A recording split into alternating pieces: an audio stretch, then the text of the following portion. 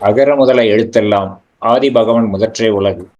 இது நவில் தரும் நுண்ணயத்தின் 76வது நிகழ்வு. தமிழில் சாதாரணமாக நாம் சொல்வோமே பவள விழா. அந்த பவளம் என்ற எண்ணிக்கையை தாண்டி இது பீடு நடை போட்டுக் கொண்டிருக்கிறது. இந்த நிகழ்வை நடத்தி வரும் வலைதமிழ்.com, வள்ளுவ குரல் குடும்பம் மற்றும் கற்க கசர அறக்கட்டளைகள் இந்த நிகழ்வை வாரந்தோறும் வெள்ளிக்கிழமை மாலைகளில் நடத்தி வருகிறது. அந்த வகையிலே இன்றைய நிகழ்வு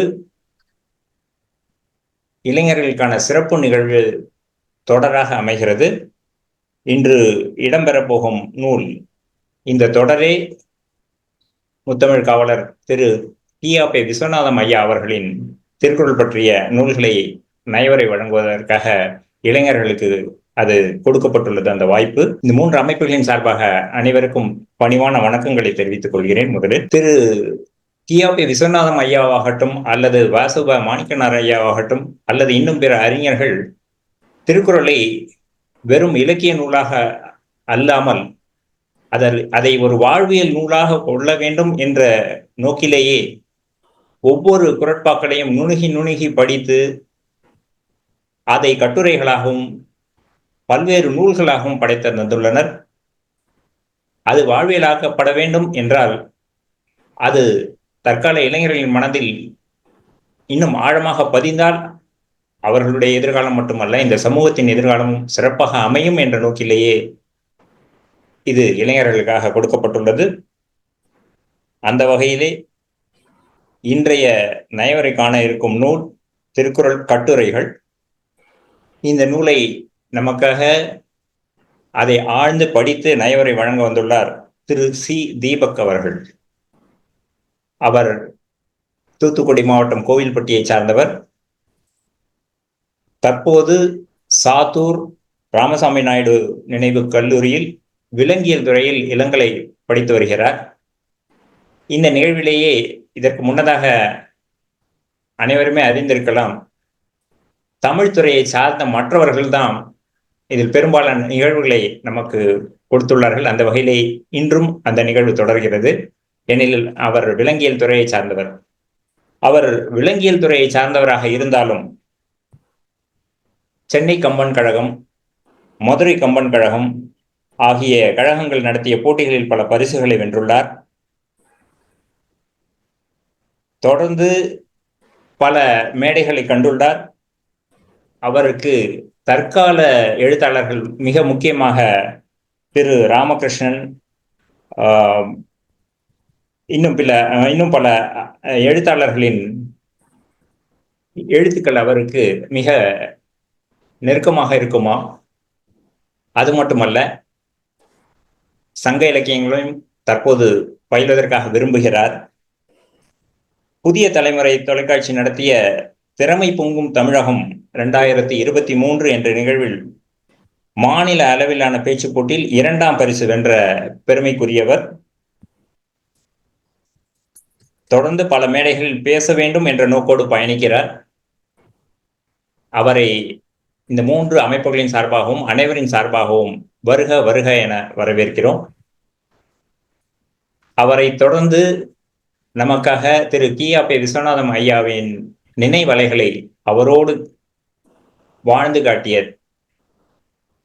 கொண்டிருக்கின்ற மருத்துவர் திருமதி மணிமேகலை கண்ணன் அவர்கள் தங்களது நினைவலைகளை நம்மோடு பகிர்ந்து கொள்ள வந்திருக்கிறார். அவரையும் அனைவரின் சார்பாக வருக வருக என வரவேற்கிறோம். இன்றைய நயவுரையாளர் திரு தீபக் அவர்களை நமக்காக அறிமுகம் செய்ததோடு மட்டுமல்லாமல் அவரை ஊக்குவித்து வரும் அவரது பேராசிரியரும் இணைந்துள்ளார்கள். அவர்களையும் திருமதி வெற்றி செல்வி அவர்களையும் வருக வருக என அனைவரின் சார்பாக வரவேற்கிறோம். நயவுரையாளர் மட்டும் போதுமா? பேச்சாளர்கள் மட்டும் போதுமா? அதை கண்டு ரசிக்க நோக்குவதற்காக உள்ள வாசகர்கள் நோக்கர்கள். வாசுப மாணிக்கம் ஐயா சொல்வார்கள் நோக்கர்கள் என்பது மனதை ஆழ்ந்து அதை கவனித்து அதை மனதிற்கு கொண்டு செல்லக்கூடியவர்களே நோக்கர்கள் என்பார். அந்த விதத்திலே நோக்கர்கள் அனைவரையும் மூன்று அமைப்புகளின் சார்பாக வருக வருக என வரவேற்று எனது வரவேற்பை நிறைவு செய்கிறேன். திரு தீபக் அவர்கள் தனது நயவரையை தொடங்கலாம். நன்றிங்க. வாங்கய்யா. பொதுமறையை இயற்றி அருளி செய்த பொய்யாமொழி புலவனின் பாதம் போற்றி போற்றி. மனத்துக்கண் மாசு இலாது, செயலின் கண் ஆசு இலாது, அடுத்த தலைமுறைக்கு வள்ளுவத்தை கடத்த வேண்டும் என்கிற மிகச்சிறந்த நோக்கிலே எங்களை போன்ற இளைஞர்களை எல்லாம் ஒருங்கிணைத்து அவர்களை வாசிக்க செய்து பேசுவதற்கு களம் அமைத்து கொடுத்து கொண்டிருக்கிற வள்ளுவர் குரல் குடும்பம் சார்ந்த மதிப்பிற்கும் அன்பிற்கும் உரிய உறவுகளே, மேலும் கற்க கசடர மற்றும் வலை தமிழ் சார்ந்த பெருமக்களே, இந்த நிறைவான ஒரு அவையை அணி செய்து கொண்டிருக்கிற ஏனைய சான்றோர் பெருமக்களே, அன்பிற்கினிய நண்பர்களே, அனைவருக்கும் என் பணிவின் வணக்கம். இந்த நூல் குறித்த நய உரையை பார்ப்பதற்கு முன்பாக ஒரு சில விடயங்களை இந்த அவையில் பதிவு செய்ய நான் கடமைப்பட்டிருக்கிறேன். ஒவ்வொரு வாரமும் வெள்ளிக்கிழமை மாலை தோறும் நவில்தொறும் நூல் நயம் என்ற நாணயமான நிகழ்வு நடைபெற்று கொண்டிருக்கிறது.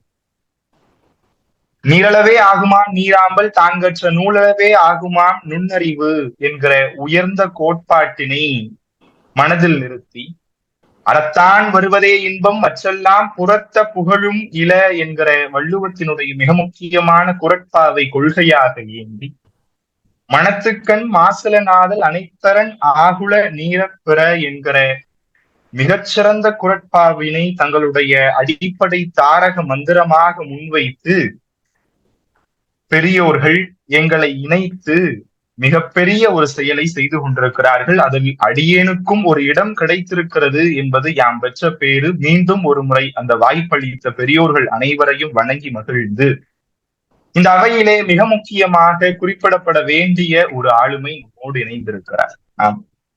வள்ளுவர் கல்வியை பற்றி தொடர்ந்து பேசுகிற போது ஒரு குறட்பாவை பதிவு செய்கிறார். ஒருமைக்கண் தாங்கற்ற கல்வி ஒருவர்க்கு எழுமையும் ஏமாப்பு உடைத்து என்ற அந்த பிரபலமான குறள். அந்த குறளுக்கு ஒரு வாழ்ந்த எடுத்துக்காட்டாய் இருந்தவர் நாம் இன்று பேசிக் கொண்டிருக்கிற இந்த நூல்களினுடைய ஆசிரியர், நம்முடைய நிகழ்வினுடைய கதாநாயகர் ஐயா கி.ஆ.பெ. விஸ்வநாதம் அவர்கள். அவரனுடைய வழியில் வந்து வள்ளுவத்தையும் பிற இலக்கியத்தையும் பயின்று மாணவர்களுக்கு ஊக்கமும் ஆக்கமும் கொடுத்து கொண்டிருக்கக்கூடிய இன்றைய அவையில இணைந்திருக்கக்கூடிய பெருமதிப்பிற்குரிய அம்மா திருமதி மணிமேகலை கண்ணன் அவர்களையும் பணிவின் வணக்கத்தோடு வணங்கி, இன்றைக்கு நான் தேர்ந்தெடுத்திருக்கக்கூடிய நூலினுடைய பெயர் திருக்குறள் கட்டுரைகள். திருக்குறள் என்று சொன்ன உடனேயே தமிழினுடைய எல்லா இலக்கியங்களையும் கடந்து திருக்குறளுக்கு என்று இந்த தமிழ் மண்ணிலே, இந்த தமிழ் சமூகத்திலே தனித்த ஒரு இடம் உண்டு. ஒரு புது கவிதையோடு என்னுடைய உரையை நான் தொடங்கலாம் என நினைக்கிறேன்.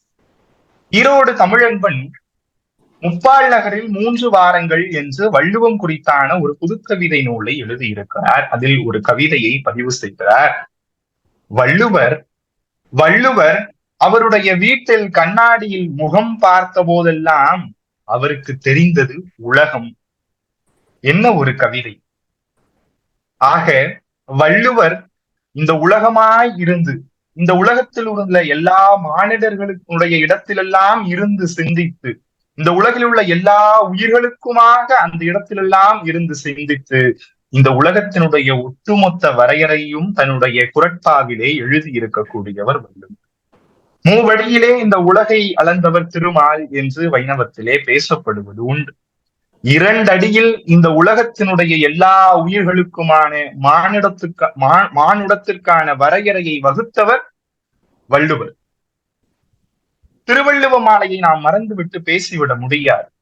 அதில் திருவள்ளுவ மாலையில் பல்வேறு புலவர்கள் வள்ளுவத்தை பற்றி புகழ்ந்து பேசி இருக்கிறார்கள். அதில் குறிப்பாக இடைக்காடர் சொல்லுகிறார், கடுகை துளைத்து 7 கடலை புகட்டி குறுகத் தரித்த குறள் என்று அவர் பாடுகிறார். என்ன ஒரு அற்புதமான வரி! இதற்கு இன்னும் ஒருபடி மேலே போய் ஔவையார் பாடுகிறார், அணுவை துளைத்து ஏழு கடலை புகட்டி குறுகத் தரித்த குரல் என்று ஔவையார் பாடுகிறார். அணு என்பது எவ்வளவு சிறியது, எவ்வளவு நுண்ணியது என்பது இன்றைய அறிவியல் உலகிலே பயணித்துக் கொண்டிருக்கக்கூடிய நமக்கு தெரிந்த ஒன்று. அந்த அணுவை துளைத்து அதில் ஏழு கடலை புகட்டி குறுகத் தரித்த குரல் என்று வள்ளுவத்திற்கு இவ்வளவு உயர்வாக புகழ் மாலை சூட்ட வேண்டிய காரணம் என்ன என்று நாம் ஆராய்ந்து அதை படித்து தெளிவுற வேண்டிய அவசியம் இருக்கிறது. இதற்கு துணையாகத்தான் இந்த வள்ளுவத்தை நமக்கு முன்னே ஆழ்ந்து படித்து தெளிந்து படிக்கிற போது பல வினாக்களை தங்களுக்குள்ளேயே எழுப்பி அந்த வினாக்களுக்கான விடையை கண்டு அதை கட்டுரைகளாக பல்வேறு ஆளுமைகள் இந்த தமிழ் சமூகத்திலே பல்வேறு பேரறிஞர்கள் பதிவு செய்திருக்கிறார்கள். அதில் குறிப்பிடத்தக்க மிக முக்கியமான அறிஞர் இன்று நாம் பேசிக் கொண்டிருக்கக்கூடிய முத்தமிழ் காவலர் மதிப்பிற்குரிய கி.ஆ.பெ. விஸ்வநாதம் ஐயா அவர்கள். இந்த நூலை பற்றி நாம் பேசுவதற்கு முன்பாக நூல் ஆசிரியரை பற்றி நாம் சிறிது சிந்திக்க வேண்டும். ஒரு நூல் எவ்வளவு சிறப்பானதாக இருக்கக்கூடும், அது எவ்வளவு உயிரோட்டமானதாக இருக்கக்கூடும் என்பதற்கு அந்த நூலாசிரியனுடைய வாழ்க்கையும் அவருடைய செயலும் தான் எடுத்துக்காட்டாய் இருக்கிறது. ஒரு செய்தியை நான் இந்த மன்றத்திலே பதிவு செய்ய விரும்புகிறேன். கி.ஆ.பெ. ஐயா அவர்களுக்கு கன்னியாகுமரியிலிருந்து, நாகர்கோவில் மாவட்டத்திலிருந்து ஒரு கூட்டத்தில் பேசுவதற்காக ஒரு அழைப்பு விடுக்கப்படுகிறது. ஐயாவும் அதற்கு இசைவு தெரிவிக்கிறார். இசைவு தெரிவித்து அதற்கான பயணச்சீட்டையும் ஐயாவே பதிவு செய்து கொள்கிறார். அந்த நிகழ்வு நடப்பதற்கும் இவர் பயணச்சீட்டு பதிவு செய்ததற்கும் இடையே சற்று இடைவெளி, சில நாட்கள் சில வாரங்கள் இடைவெளி இருந்தது. அந்த நேரத்தில் பல்வேறு தெற்கு மாவட்டங்களில் இருந்து பல்வேறு நபர்கள் அவருக்கு கடிதம், வழக்கமாக கடிதம் வருவது உண்டு, அந்த நேரத்திலும் கடிதம் வருகிறது. தங்களை சந்திக்க வேண்டும், சில விடயங்களை பேச வேண்டும் என்று பல்வேறு நண்பர்களும் அவருடைய வாசகர்களும் கடிதம் எழுதுகிறார்கள். அப்படி கடிதம் எழுதுகிற போது ஐயா அவர்கள் அதற்கு பதில் கடிதம் எழுதுகிறார். நான் இது போல நாகர்கோவில் கன்னியாகுமரி பக்கம் வருகிறேன், நீங்கள் என்னை வழியில் ஒவ்வொரு ரயில் நிலையத்திலும் ரயில் நிற்கிற போது சந்தித்து பேசிக் கொள்ளலாம், நீங்கள் என்னை தேடி ஏன் வர வேண்டும் என்று அவர் பணிவாக பதில் கூறுகிறார். அன்றைய தினங்கள் எல்லாம் ரயில் நிலையங்களில் ரயில் அதிக நேரம் நிற்பது உண்டு. எனவே இந்த பதில் எழுதிவிட்டார். அந்த கடிதங்கள் அந்தந்த நபர்களுக்கு போய் சேர்ந்து விடுகிறது. அந்த நபர்களும் அதை ஏற்றுக்கொண்டு காத்திருக்கிறார்கள். ஆனால் நிகழ்வு நடைபெறுவதற்கு, கன்னியாகுமரியில் திட்டமிடப்பட்ட நிகழ்வு நடைபெறுவதற்கு சிறிது நாட்கள் முன்பு அந்த நிகழ்வு ரத்து செய்யப்படுகிறது. ஆக இந்த நிகழ்விற்காக பேசவிருந்த கி.ஆ.பெ. ஐயா அவர்கள் அந்த பயணத்தையும் ரத்து செய்திருக்க வேண்டும். இதுதான் நான் நினைக்கக்கூடிய ஒன்று. ஆனால் கி.ஆ.பெ. ஐயா அவர்கள் அந்த பயணத்தை ரத்து செய்து விடாமல் கிளம்புகிறார். அப்போது வீட்டில் இருப்பவர்களுக்கு ஐயம், என்ன இது, நீங்கள் கிளம்புகிறீர்கள், கூட்டம் தான் ரத்தாகிவிட்டது என்று. அப்போது அவர் சொல்கிறார், இல்லை, நான் வழியில் பல்வேறு ஊரில், மதுரை, திருநெல்வேலி, கோவில்பட்டி என்று பல்வேறு ஊர்களில் பல்வேறு நபர்களை சந்திப்பதற்கு கடிதம் எழுதி இசைவு தெரிவித்து விட்டேன். அவர்கள் எனக்காக காத்திருப்பார்கள், அவர்களை நான் சந்திக்க வேண்டும் என்று அவர்களை சந்திப்பதற்காக பல நூறு கிலோமீட்டர், பல நூறு மைல்கள் ரயிலிலே தன்னுடைய வயதையும் பொருட்படுத்தாமல் பயணம் செய்திருக்கிறார். அவர் பயணம் செய்து பேசிய ஊர்களில் ஒன்று நான் இப்பொழுது வசித்துக் கொண்டிருக்கக்கூடிய, நான் பேசிக் கொண்டிருக்கக்கூடிய கோவில்பட்டியும் ஒன்று. அவருடைய வார்த்தைகள் உதிர்ந்த, அவருடைய மூச்சுக்காற்று உலாவிய இந்த மண்ணிலிருந்து இந்த நூலை படித்து பேசுவது இன்னும் உயிரோட்டமானதாக இருக்கும், அவருடைய பரிபூர்ணமான ஆசையோடு. சரி, இதை நான் அவரை பெருமைப்படுத்துவதற்காக மட்டும் தான் சொன்னேனா? இல்லை இல்லை, அவர் பெருமைப்பட்டு கொண்டதே இல்லை ஒருபோதும். அவர் தன்னுடைய வாழ்விலே வள்ளுவத்தை வெறுமனே சிந்தித்து மேடைகளில் மட்டும் பேசி அதோடு நின்று விடாமல் தன்னுடைய வாழ்வையே வள்ளுவமாக மாற்றிக்கொண்டவர் அவர் என்பதை நான் நினைவில் கொள்ள வேண்டும். அதை தொடர்ந்து பல கட்டுரைகளில் நான் பின்னே சொல்கிறேன். சரி, இப்போது இந்த நூல் குறித்தான அடிப்படை சில தகவல்களை நான் உங்களோடு பகிர்ந்து கொள்கிறேன். இந்த திருக்குறள் கட்டுரைகள் என்கிற இந்த நூல் 1958ஆம் ஆண்டு வெளியிடப்படுகிறது. பாரி நிலையம் இந்த நூலை பதிப்பு செய்கிறது. கி.ஆ.பெ. ஐயா அவர்களுடைய 60வது ஆண்டில், அவருடைய 60வது பிறந்த தினத்தில் இந்த நூல் சிறப்பாக வெளியிடப்படுகிறது. பெருமக்களே, ஒன்றை நான் இங்கே பதிவு செய்ய விரும்புகிறேன். அந்த நூல் 1958 வெளிவந்து இன்றைக்கு அந்த நூல் கிட்டத்தட்ட 65 ஆண்டுகளை கடந்து 66வது ஆண்டில் நடைபோட்டுக் கொண்டிருக்கிறது. அன்று வெளிவந்ததிலிருந்து தொடர்ந்து 2000 ஆண்டு வரைக்கும் மட்டுமே 11 பதிப்புகளை இந்த நூல் கண்டிருக்கிறது. 11 பதிப்புகளை 60 வயதில் வெளியிடப்பட்ட நூல். கியாபே ஐயா அவர்களின் 60 வயதில் வெளியிடப்பட்ட நூல் 60 ஆண்டுகள் கழித்தும் இங்கே ஒரு இணைய வழியில் இளைய தலைமுறையால் பேசப்பட்டு கொண்டிருக்கிறது என்று சொன்னால் அந்த நூலினுடைய ஆழம், அந்த நூலினுடைய தெளிவு, அந்த நூலினுடைய கருத்துக்கள் எவ்வளவு உன்னதமானதாக இருக்க வேண்டும் என்பதையும் நாம் மனதில் நிலைநிறுத்திக் கொண்டு இந்த கட்டுரைகளை அணுக வேண்டிய அவசியம் இருக்கிறது. இப்படி நான் சுருக்கமாக சொல்கிறேன். வள்ளுவரினுடைய வாய்மொழியை தன்னுடைய தாய்மொழியாக கொண்டு தொடர்ந்து இயங்கியவர் கியாபே ஐயா அவர்கள். சரி, இந்த நூலில் என்ன கட்டுரைகள் இடம்பெற்றிருக்கிறது? 11 கட்டுரைகள் இடம்பெற்றிருக்கிறது. அந்த 11 கட்டுரைகளுக்கு முன்பாக பதிப்புரையும் மதிப்புரையும் எழுதப்பட்டிருக்கிறது. அதை நாம் கடந்து இதற்குள் செல்ல முடியாது. எனவே ஒரு சில மணித்துளிகள் அந்த பதிப்புரை பற்றியும் அந்த மதிப்புரை பற்றியும் நான் இங்கே பதிவு செய்ய விழைகிறேன். பதிப்புரை நான் ஏற்கனவே சொன்னது போல பாரிநிலையத்தார் இந்த நூலை அவருடைய 60வது ஆண்டிலே வெளியிட்டு சிறப்பு செய்திருக்கிறார்கள். அப்படி பாரிநிலையம் ஒரு பதிப்புரையை எழுதுகிற போது அதில் நிறைய செய்திகளை சொல்கிறது. குறிப்பாக ஒரு செய்தி நாம் எல்லோரும் உற்று நோக்க வேண்டிய ஒரு செய்தி. அதில் அவர்கள் சொல்கிறார்கள், கியாபே ஐயா அவர்களினுடைய குடும்பத்தாரினுடைய திருமண நிகழ்வுகளினுடைய அழைப்பிதழ்களிலே ஒரு வாசகம் தவறாமல் இடம்பெற்றிருக்கும் என்று சொல்லுகிறார்கள். அது என்ன வாசகம் என்று பார்க்கிற போது சீர், மொய் பரிசு முதலியன விளக்கப்பட்டுள்ளன. இந்த வரி தவறாமல் இடம்பெற்றிருக்கும் என்று அந்த பாரிநிலையத்தார் தங்களுடைய பதிப்புரையிலே சொல்லி இருக்கிறார்கள். இதை ஏன் நான் சொல்கிறேன் தெரியுமா? கியாபே என்கிற திருக்குறளை தொடர்ந்து படித்த மாபெரும் அறிஞர் இந்த தமிழ் சமூகத்திடமிருந்து பொன்பொருளை ஒருபோதும் எதிர்பார்க்கவில்லை. இந்த மனித சமூகம் இயங்குவதற்கான மென்பொருளை தான் அவர் எதிர்பார்த்து வள்ளுவத்தை தொடர்ந்து பரப்பினார். அந்த மென்பொருளின் வழியாகத்தான் இந்த சமூகம் தொடர்ந்து வள்ளுவத்தை படித்தும் இயங்கியும் கொண்டிருக்கிறது. சீலத்தோடு, ஒழுக்கத்தோடு, கடமையோடு இந்த சமூகம் பணியாற்றி கொண்டிருக்கிறது. அடுத்து மதிப்புரையை எழுதியிருக்கக்கூடிய மதிப்புறு நபர் யார் என்று பார்க்கிற போது சென்னை பல்கலைக்கழகத்தினுடைய மேனாள் தமிழ் பேராசிரியர் மதிப்பிற்குரிய திரு மோ. துரை அரங்கனார் ஐயா அவர்கள். அவர் அந்த மதிப்புரையை எழுதுகிறார்.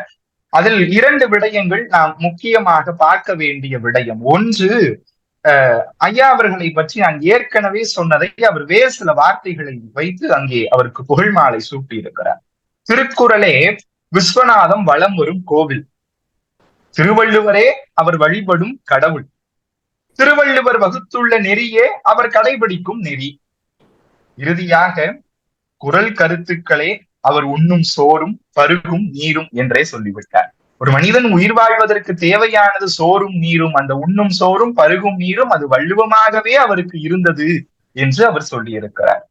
இரண்டாவது, ஐயா அவர்கள் பல்வேறு நூல்களை எழுதியிருக்கிறார். வள்ளுவம் சார்ந்தும் பிற இலக்கியங்கள் சார்ந்தும் கதைகள் என்று பல்வேறு நூல்களை எழுதியிருக்கிறார். இன்றைக்கு இணையத்திலே தமிழ் இணைய கல்விக் கழகத்தினுடைய நாட்டுடைமையாக்கப்பட்ட நூல்களிலே பல்வேறு நூல்கள் இருக்கிறது. அதில் திருக்குறள் குறித்து குறிப்பாக திருக்குறள் என்று நாம் எடுத்து பார்க்கிற போது, அந்த பட்டியலை எடுத்து பார்க்கிற போது வள்ளுவரும் குறளும், வள்ளுவர் உள்ளம், திருக்குறள் செயல்திறன், இப்போது நாம் பேசிக் கொண்டிருக்கக்கூடிய திருக்குறள் கட்டுரைகள் என்று பல நூல்களை அதில் எழுதியிருக்கிறார். அதில் இன்னும் மிக முக்கியமாக திருக்குறள் கட்டுரைகள் என்ற இந்த நூலின் பிற்பாடு நாம் பார்க்க வேண்டிய மற்றும் ஒரு நூல் திருக்குறள் புதைபொருள் என்கிற 2 பாகங்கள் கொண்ட நூல். கிட்டத்தட்ட இந்த 2 நூல்களும் வள்ளுவத்தை ஆழ்ந்து ஆராய்ந்து ஒவ்வொரு குறளையும் ஒவ்வொரு அதிகாரத்தையும் புதைந்திருக்கக்கூடிய பொருள்களை, மறைபொருள்களை ஆராய்ந்து எழுதப்பட்ட இந்த நூல்கள் 2 நூல்கள். இது அவருடைய திருக்குறளுடைய இரட்டையர்கள் என்று கூட நாம் சொல்லிவிடலாம். இந்த 5 நூல்களில் இந்த திருக்குறள் கட்டுரைகள் என்கிற இந்த நூலில் நான் ஏற்கனவே சொன்னது போல நாம் இப்போது இந்த 11 கட்டுரைகளை பற்றி பார்க்கலாம். 11 கட்டுரைகள் என்னென்ன தலைப்பிலே இடம்பெற்றிருக்கிறது என்கிற ஒரு சுருக்கமான பட்டியலை உங்களோடு பகிர்ந்து கொள்கிறேன். சான்றாண்மை, கயமை, எது அறிவு, கூத்தாட்டு அவை குழாம், இறந்து வாழும் வாழ்வு, குடியும் குரலும் பீலிபை சாகாடு உடையர் எனப்படுவது மெய்வேல் பரியா நகும் சொல்லும் செயலும் இறுதியாக முத்தாய்ப்பாக மறைமொழி என்கிற ஒரு கட்டுரை. இந்த 11 தலைப்புகளிலும் கட்டுரை எழுதப்பட்டிருக்கிறது. இந்த வரிசையில் இல்லாமல் நான் ஒரு சில இந்த கொடுக்கப்பட்ட இந்த ஒரு அரை மணி நேரத்தில் மிக முக்கியமான ஒரு 4-5 கட்டுரைகளை உங்களோடு நான் பகிர்ந்து கொள்ள விரும்புகிறேன். முதலாவதாக நான் உங்களோடு பகிர்ந்து கொள்ள விரும்புகிற ஒரு கட்டுரை எது அறிவு என்கிற ஒரு கட்டுரை. இந்த நூலை நான் இந்த நிகழ்விற்காக முழுமையாக வாசிப்பதற்கு முன்பாக என்னுடைய ஆசிரியனுடைய பரிந்துரையின் பேரிலே இந்த எது அறிவு என்கிற கட்டுரை அவருடைய வழிகாட்டுதலின்படி நான் பல நாட்களுக்கு முன்பு படித்த அனுபவம் இருக்கிறது. அந்த எது அறிவு என்கிற கட்டுரையிலே அவர் குறிப்பாக அடிக்கோடிட்டு காட்டுகிற சில விடயங்களை நான் பகிர்கிறேன். பொதுவாக எது அறிவு, யார் அறிவாளிகள், யார் புத்திசாலிகள் என்ற கேள்விகளை எடுத்து நாம் ஆராய்கிற போது பொதுவாக இந்த உலகம் என்ன சொல்கிறது? எந்த செயலை ஒருவர் சாதுரியமாக முடித்துக் கொள்கிறாரோ அவரையே இந்த உலகம் அறிவாளி, புத்திசாலி என்று பட்டம் சூட்டுகிறது. அப்படி பார்க்க போனால் ஒரு வீட்டில் பூட்டி வைக்கப்பட்டிருக்கிற பணத்தை சாதுரியமாக திட்டமிட்டு திருடுகிற திருடர் தானே அறிவாளி. அப்படித்தானே வர வேண்டும் என்று ஒரு கேள்வியை கியாப்பே ஐயா அவர்கள் நமக்கு எழுப்புகிறார். அதற்கு வள்ளுவரின் வாயிலாக அவர் பதில் சொல்கிறார், இல்லை இல்லை, தீய செயல்களை சாதுரியமாக செய்பவர்கள் ஒருபோதும் அறிவாளிகளாகவோ புத்திசாலிகளாகவோ பட்டம் சூட்டப்பட மாட்டார்கள். அப்போது யார் அறிவாளிகள்? சும்மா வீட்டில் இருந்து கொண்டு தங்களுடைய பணம் பொருளையும் பூட்டி வைத்துக் கொண்டிருக்கிற அப்பாவிகளா அறிவாளிகள் என்று நீங்கள் கேட்கலாம் என்று சொல்லிவிட்டு அவர் சொல்லுகிறார். அதற்குத்தான் வள்ளுவர் பதிலளிக்கிறார், சென்ற இடத்தால் செலவிடா தீதொரி நன்றின்பால் உய்ப்பது அறிவு என்று வள்ளுவரின் வாயிலாக ஐயா நமக்கு பதில் சொல்கிறார்.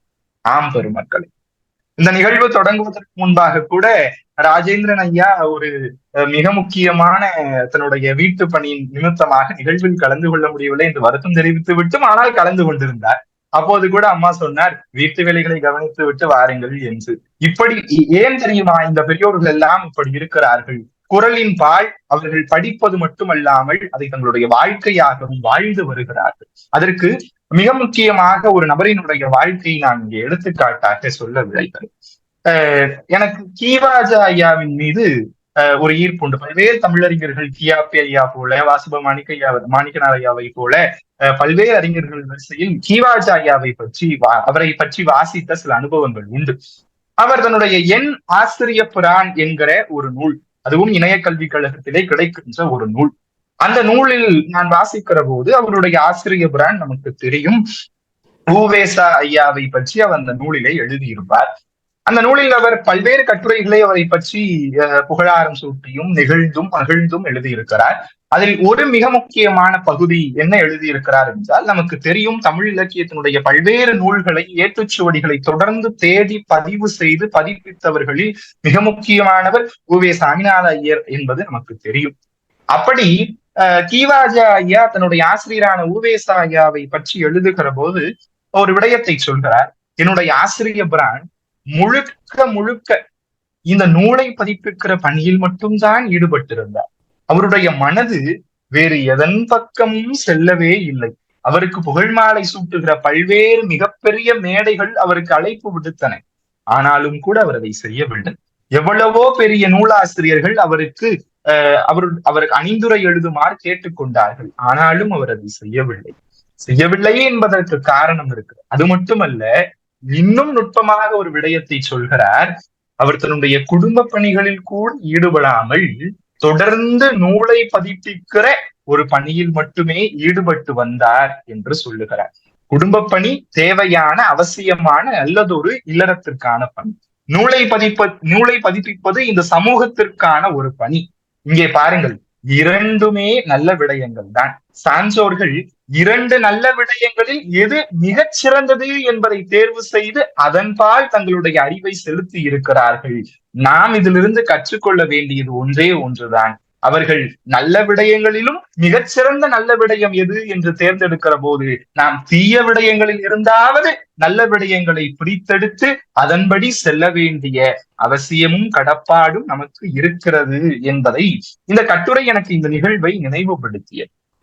பெருமக்களே, அதே போல ஞானசுந்தரம் ஐயா இன்றைக்கு வாழ்கிற தமிழறிஞர்களில் மிக முக்கியமாக இருக்கிற ஞானசுந்தரம் ஐயா அவர்கள் தன்னுடைய கற்பக மலர்கள் என்று திருக்குறள் கட்டுரைகள் குறித்து மிக அற்புதமான ஒரு தொகுப்பை வெளியிட்டிருக்கிறார். அவர் அந்த நூலிலே இதே திருக்குறளை சென்ற இடத்தால் செலவிடா தீதுருயி நஞ்சின்பால் உயிர்ப்பது அறிவு என்கிற இந்த குறட்பாவை மையப்படுத்தி மற்றும் ஒரு கட்டுரையை அவர் எழுதியிருக்கிறார் அந்த நூலிலே, கற்பக மலர்கள் என்கிற நூலிலே. அந்த நூலிலே இந்த திருக்குறளை அடிக்கோடிட்டு பரிமேல் வரும் அழகன் என்கிற தலைப்பிலே அவர் எழுதியிருப்பார். அதில் கியாபே ஐயா அவர்கள் சொல்கிற செய்திகளும் ஞானசுந்தரம் ஐயா சொல்கிற செய்திகளும் ஒரு இடத்தில் மையப்பட்டு ஒன்று போகிறது. என்னவென்றால் ஐயா என்ன சொல்கிறார், இந்த அறிவின் நிலை, அதாவது தீயவற்றிலிருந்து விலக்கி நம்முடைய மனத்தை, நம்முடைய புலனை நல்லவற்றின்பால் செலுத்துவதில் 4 நிலைகள் இருக்கிறது. அந்த அறிவு 4 நிலைகளாக பிரிக்கப்படுகிறது என்று அவர் சொல்லுகிறார்.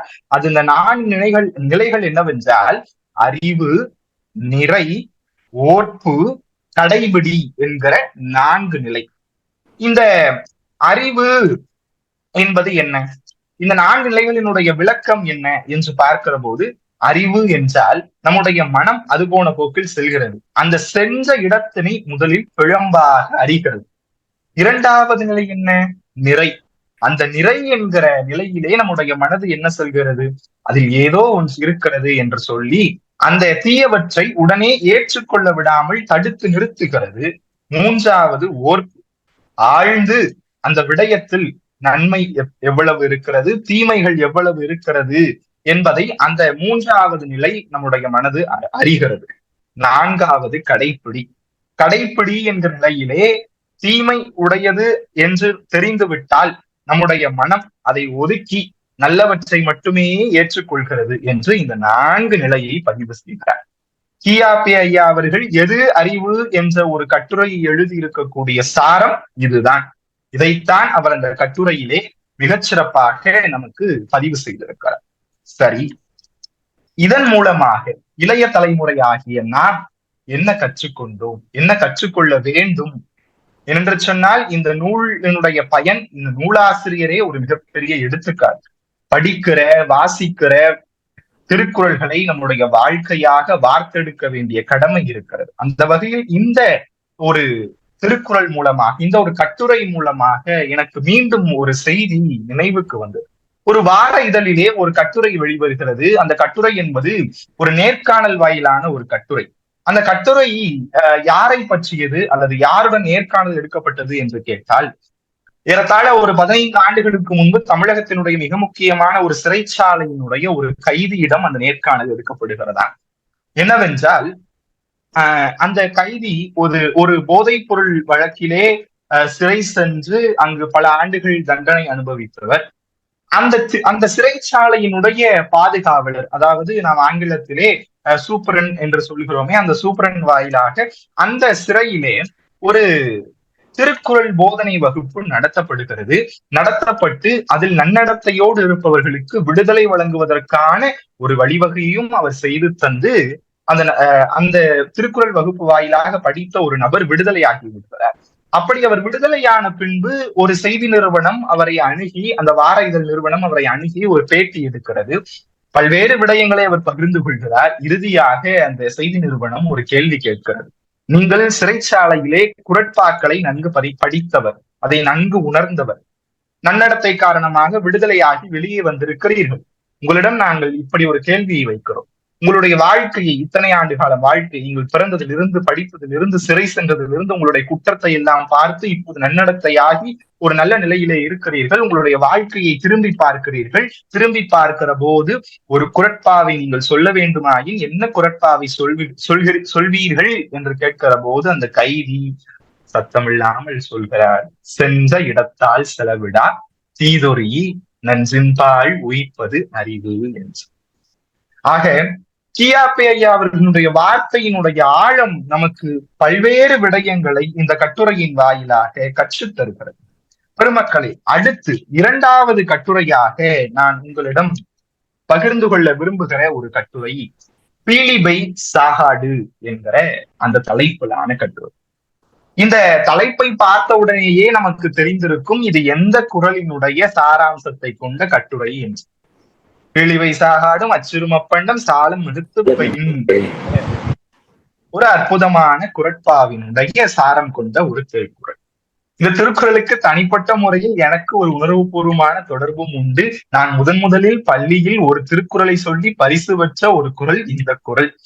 ஆக இன்றளவும் என்னோடு பயணித்து இன்று கியாபே ஐயா அவர்களுடைய நூலை வாசிக்கிற போதும் எனக்கு ஒரு அரும்பெரும் வாய்ப்பாக இதை பற்றி பேசுவதற்கு கிடைத்திருக்கிறது. அப்போது இந்த கட்டுரையிலே ஐயா என்ன சொல்கிறார்? பீலிபை சாகாடு என்கிற இந்த கட்டுரையிலே அவர் என்ன சொல்கிறார்? பெருமக்களே, இன்றைக்கு நம்முடைய சமூகத்திலே, நம்முடைய நாட்டிலே அல்லது ஒட்டுமொத்த உலகத்திலே ஏராளமான குற்றங்களை நாம் பார்த்து கொண்டிருக்கிறோம். அறம் சார்ந்து அதை மாற்ற வேண்டும் என்று சிந்தித்துக் கொண்டிருக்கிறோம்.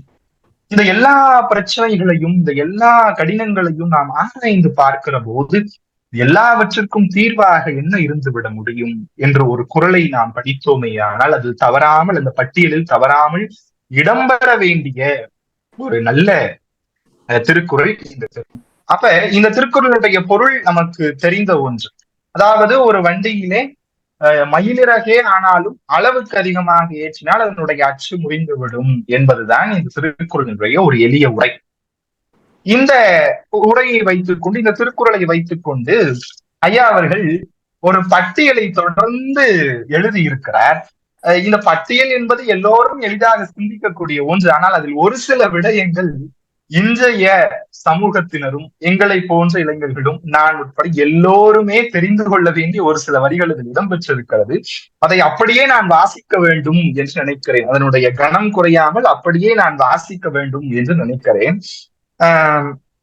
அதாவது அளவுக்கு மீறினால் அச்சும் முறிந்துவிடும் என்பதில் அது வண்டிக்கு மட்டும்தானா, மயிலகக்கு மட்டும்தானா என்று எழுதிவிட்டு அடுத்து எழுதுகிறார், நட்பிற்கும் ஒரு அளவு உண்டு, நட்பிற்கும் ஒரு அளவு உண்டு. அடுத்ததாக தன் நிலையை அறிந்து வருவாயை உணர்ந்து பொருளை எண்ணி செலவு செய்ய வேண்டும். அப்போது நாம் அளவுக்கு மீறினால் அங்கு நம்முடைய பொருளாதாரம் என்கிற அச்சு முறிந்துவிடும். தொடர்ந்து மூன்றாவதாக என்னை போன்ற நபர்களுக்கு ஒரு வரியை சொல்கிறார், அவைகளில் நிகழ்த்துகின்ற சொற்பொழிவுக்கும் ஒரு அளவு இருக்க வேண்டும், அதுவும் அளவோடு இருக்க வேண்டும் என்று அவர் சொல்லுகிறார். அடுத்ததாக இல்லறம் குறித்து மனைவியை, மக்களை, தம்பியை, தங்கையை அடக்கி வளர்க்க வேண்டியது தன்னுடைய கடமை என்று ஒரு தலைவன் கருதுகிறான். ஆனாலும் கூட அதுவும் உண்மைதான், ஆனால் அதற்கும் ஒரு அளவு இருக்க வேண்டும் என்று சொல்கிறார். மாடி மீது கட்டப்படும் கட்டடங்களுக்கும் ஒரு அளவு வேண்டும் என்று சொல்கிறார். இந்த வரியை படிக்கிற போது சம்பந்தமே இல்லாமல் இல்லறம் குறித்து, அறம் குறித்து, அறம் சார்ந்த செய்திகளை சொல்லுவது சரி, மாடி மீது கட்டடங்கள் கட்டுவதற்கு ஒரு அளவு வேண்டும் என்ற சம்பந்தமே இல்லாமல் ஏன் கியாபே ஐயா அவர்கள் சொல்ல வேண்டும் என்று ஒரு கேள்வி நமக்கு எழும். பெருமக்களே, இதை நாம் ஆழ்ந்து உணர்ந்து இன்றைய நிகழ்வுகளோடு சற்று பொருத்தி பார்த்தோமையானால் இந்த வரி எவ்வளவு கனமானது, எவ்வளவு முக்கியமானது என்பது நமக்கு புலப்படும். என்னவென்றால், உண்மையிலே நம்முடைய நாடு சந்தித்த மிகப்பெரிய இடர்களில், மிகப்பெரிய இயற்கை சீற்றங்களில் ஒன்று கேரளாவில் நடைபெற்ற, நம்முடைய வயநாட்டில் நடைபெற்ற அந்த நிலச்சரிவு, வெள்ளம் என்று எப்படி வேண்டுமானாலும் சொல்லிக் கொள்வோம். அந்த நிகழ்வு நடக்கக்கூடாததாக இருந்தும் ஆனால் நடந்துவிட்டு பல்வேறு சகோதர சகோதரிகளை இழந்து ஒரு பெரும் துக்க நிகழ்வு. அந்த நிகழ்வுக்கு மன்னிக்கவும், அறிவியல் ஆசிரியர்கள், சுற்றுச்சூழலை தொடர்ந்து நோக்குகிற நோக்கர்கள், அதை தொடர்ந்து பார்க்கிற ஆய்வாளர்கள் நமக்கு சொல்லுகிற செய்தி இதுதான். அந்த மலைப்பாங்கான இடங்களிலே அதிக கட்டடங்கள் கட்டுவதும், அளவுக்கு மீறியதான கட்டிடங்கள் கட்டுவதும், தொடர்ந்து அங்கு வணிக ரீதியான பல தாவரங்களை பயிரிடுவதும் இந்த மிகப்பெரிய பேரிடருக்கு காரணமாய் அமைந்திருக்கிறது என்று அவர்கள் நமக்கு ஒரு எச்சரிக்கையை விடுக்கிறார்கள். ஆக அந்த சாராம்சமும், அவர்கள் வெளியிட்ட அறிவியல் நுட்பத்தினுடைய செய்தியினுடைய சாராம்சமும் இந்த நூலிலே கியாபே ஐயா அவர்கள் எழுதியிருக்கக்கூடிய அந்த ஒற்றை வரியும் ஒன்றுதான்.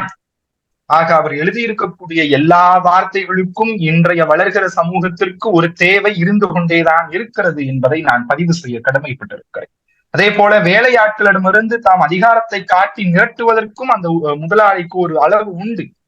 தொழிலாளர்களின் உழைப்பிலிருந்து ஒரு வருமானம் அதிகமாக கிடைக்கிறது என்றால் அதையும் ஒரு அளவோடு நிறுத்திக் கொள்ள வேண்டும். அரசன் தன்னுடைய குடிமக்களின் மீது செலுத்துகிற வரிக்கும் ஒரு அளவு இருக்க வேண்டும் என்று சொல்லிவிட்டு மீண்டும் நம்முடைய இலக்கியம் பக்கம் ஒரு விடயத்தை சொல்லுகிறார். கட்டுரை எழுதுவதற்கும் ஒரு அளவு இருக்க வேண்டும் என்று சொல்லி ஒரு சில வார்த்தைகளிலேயே அந்த கட்டுரையை அவரும் நிறைவு செய்து விடுகிறார்.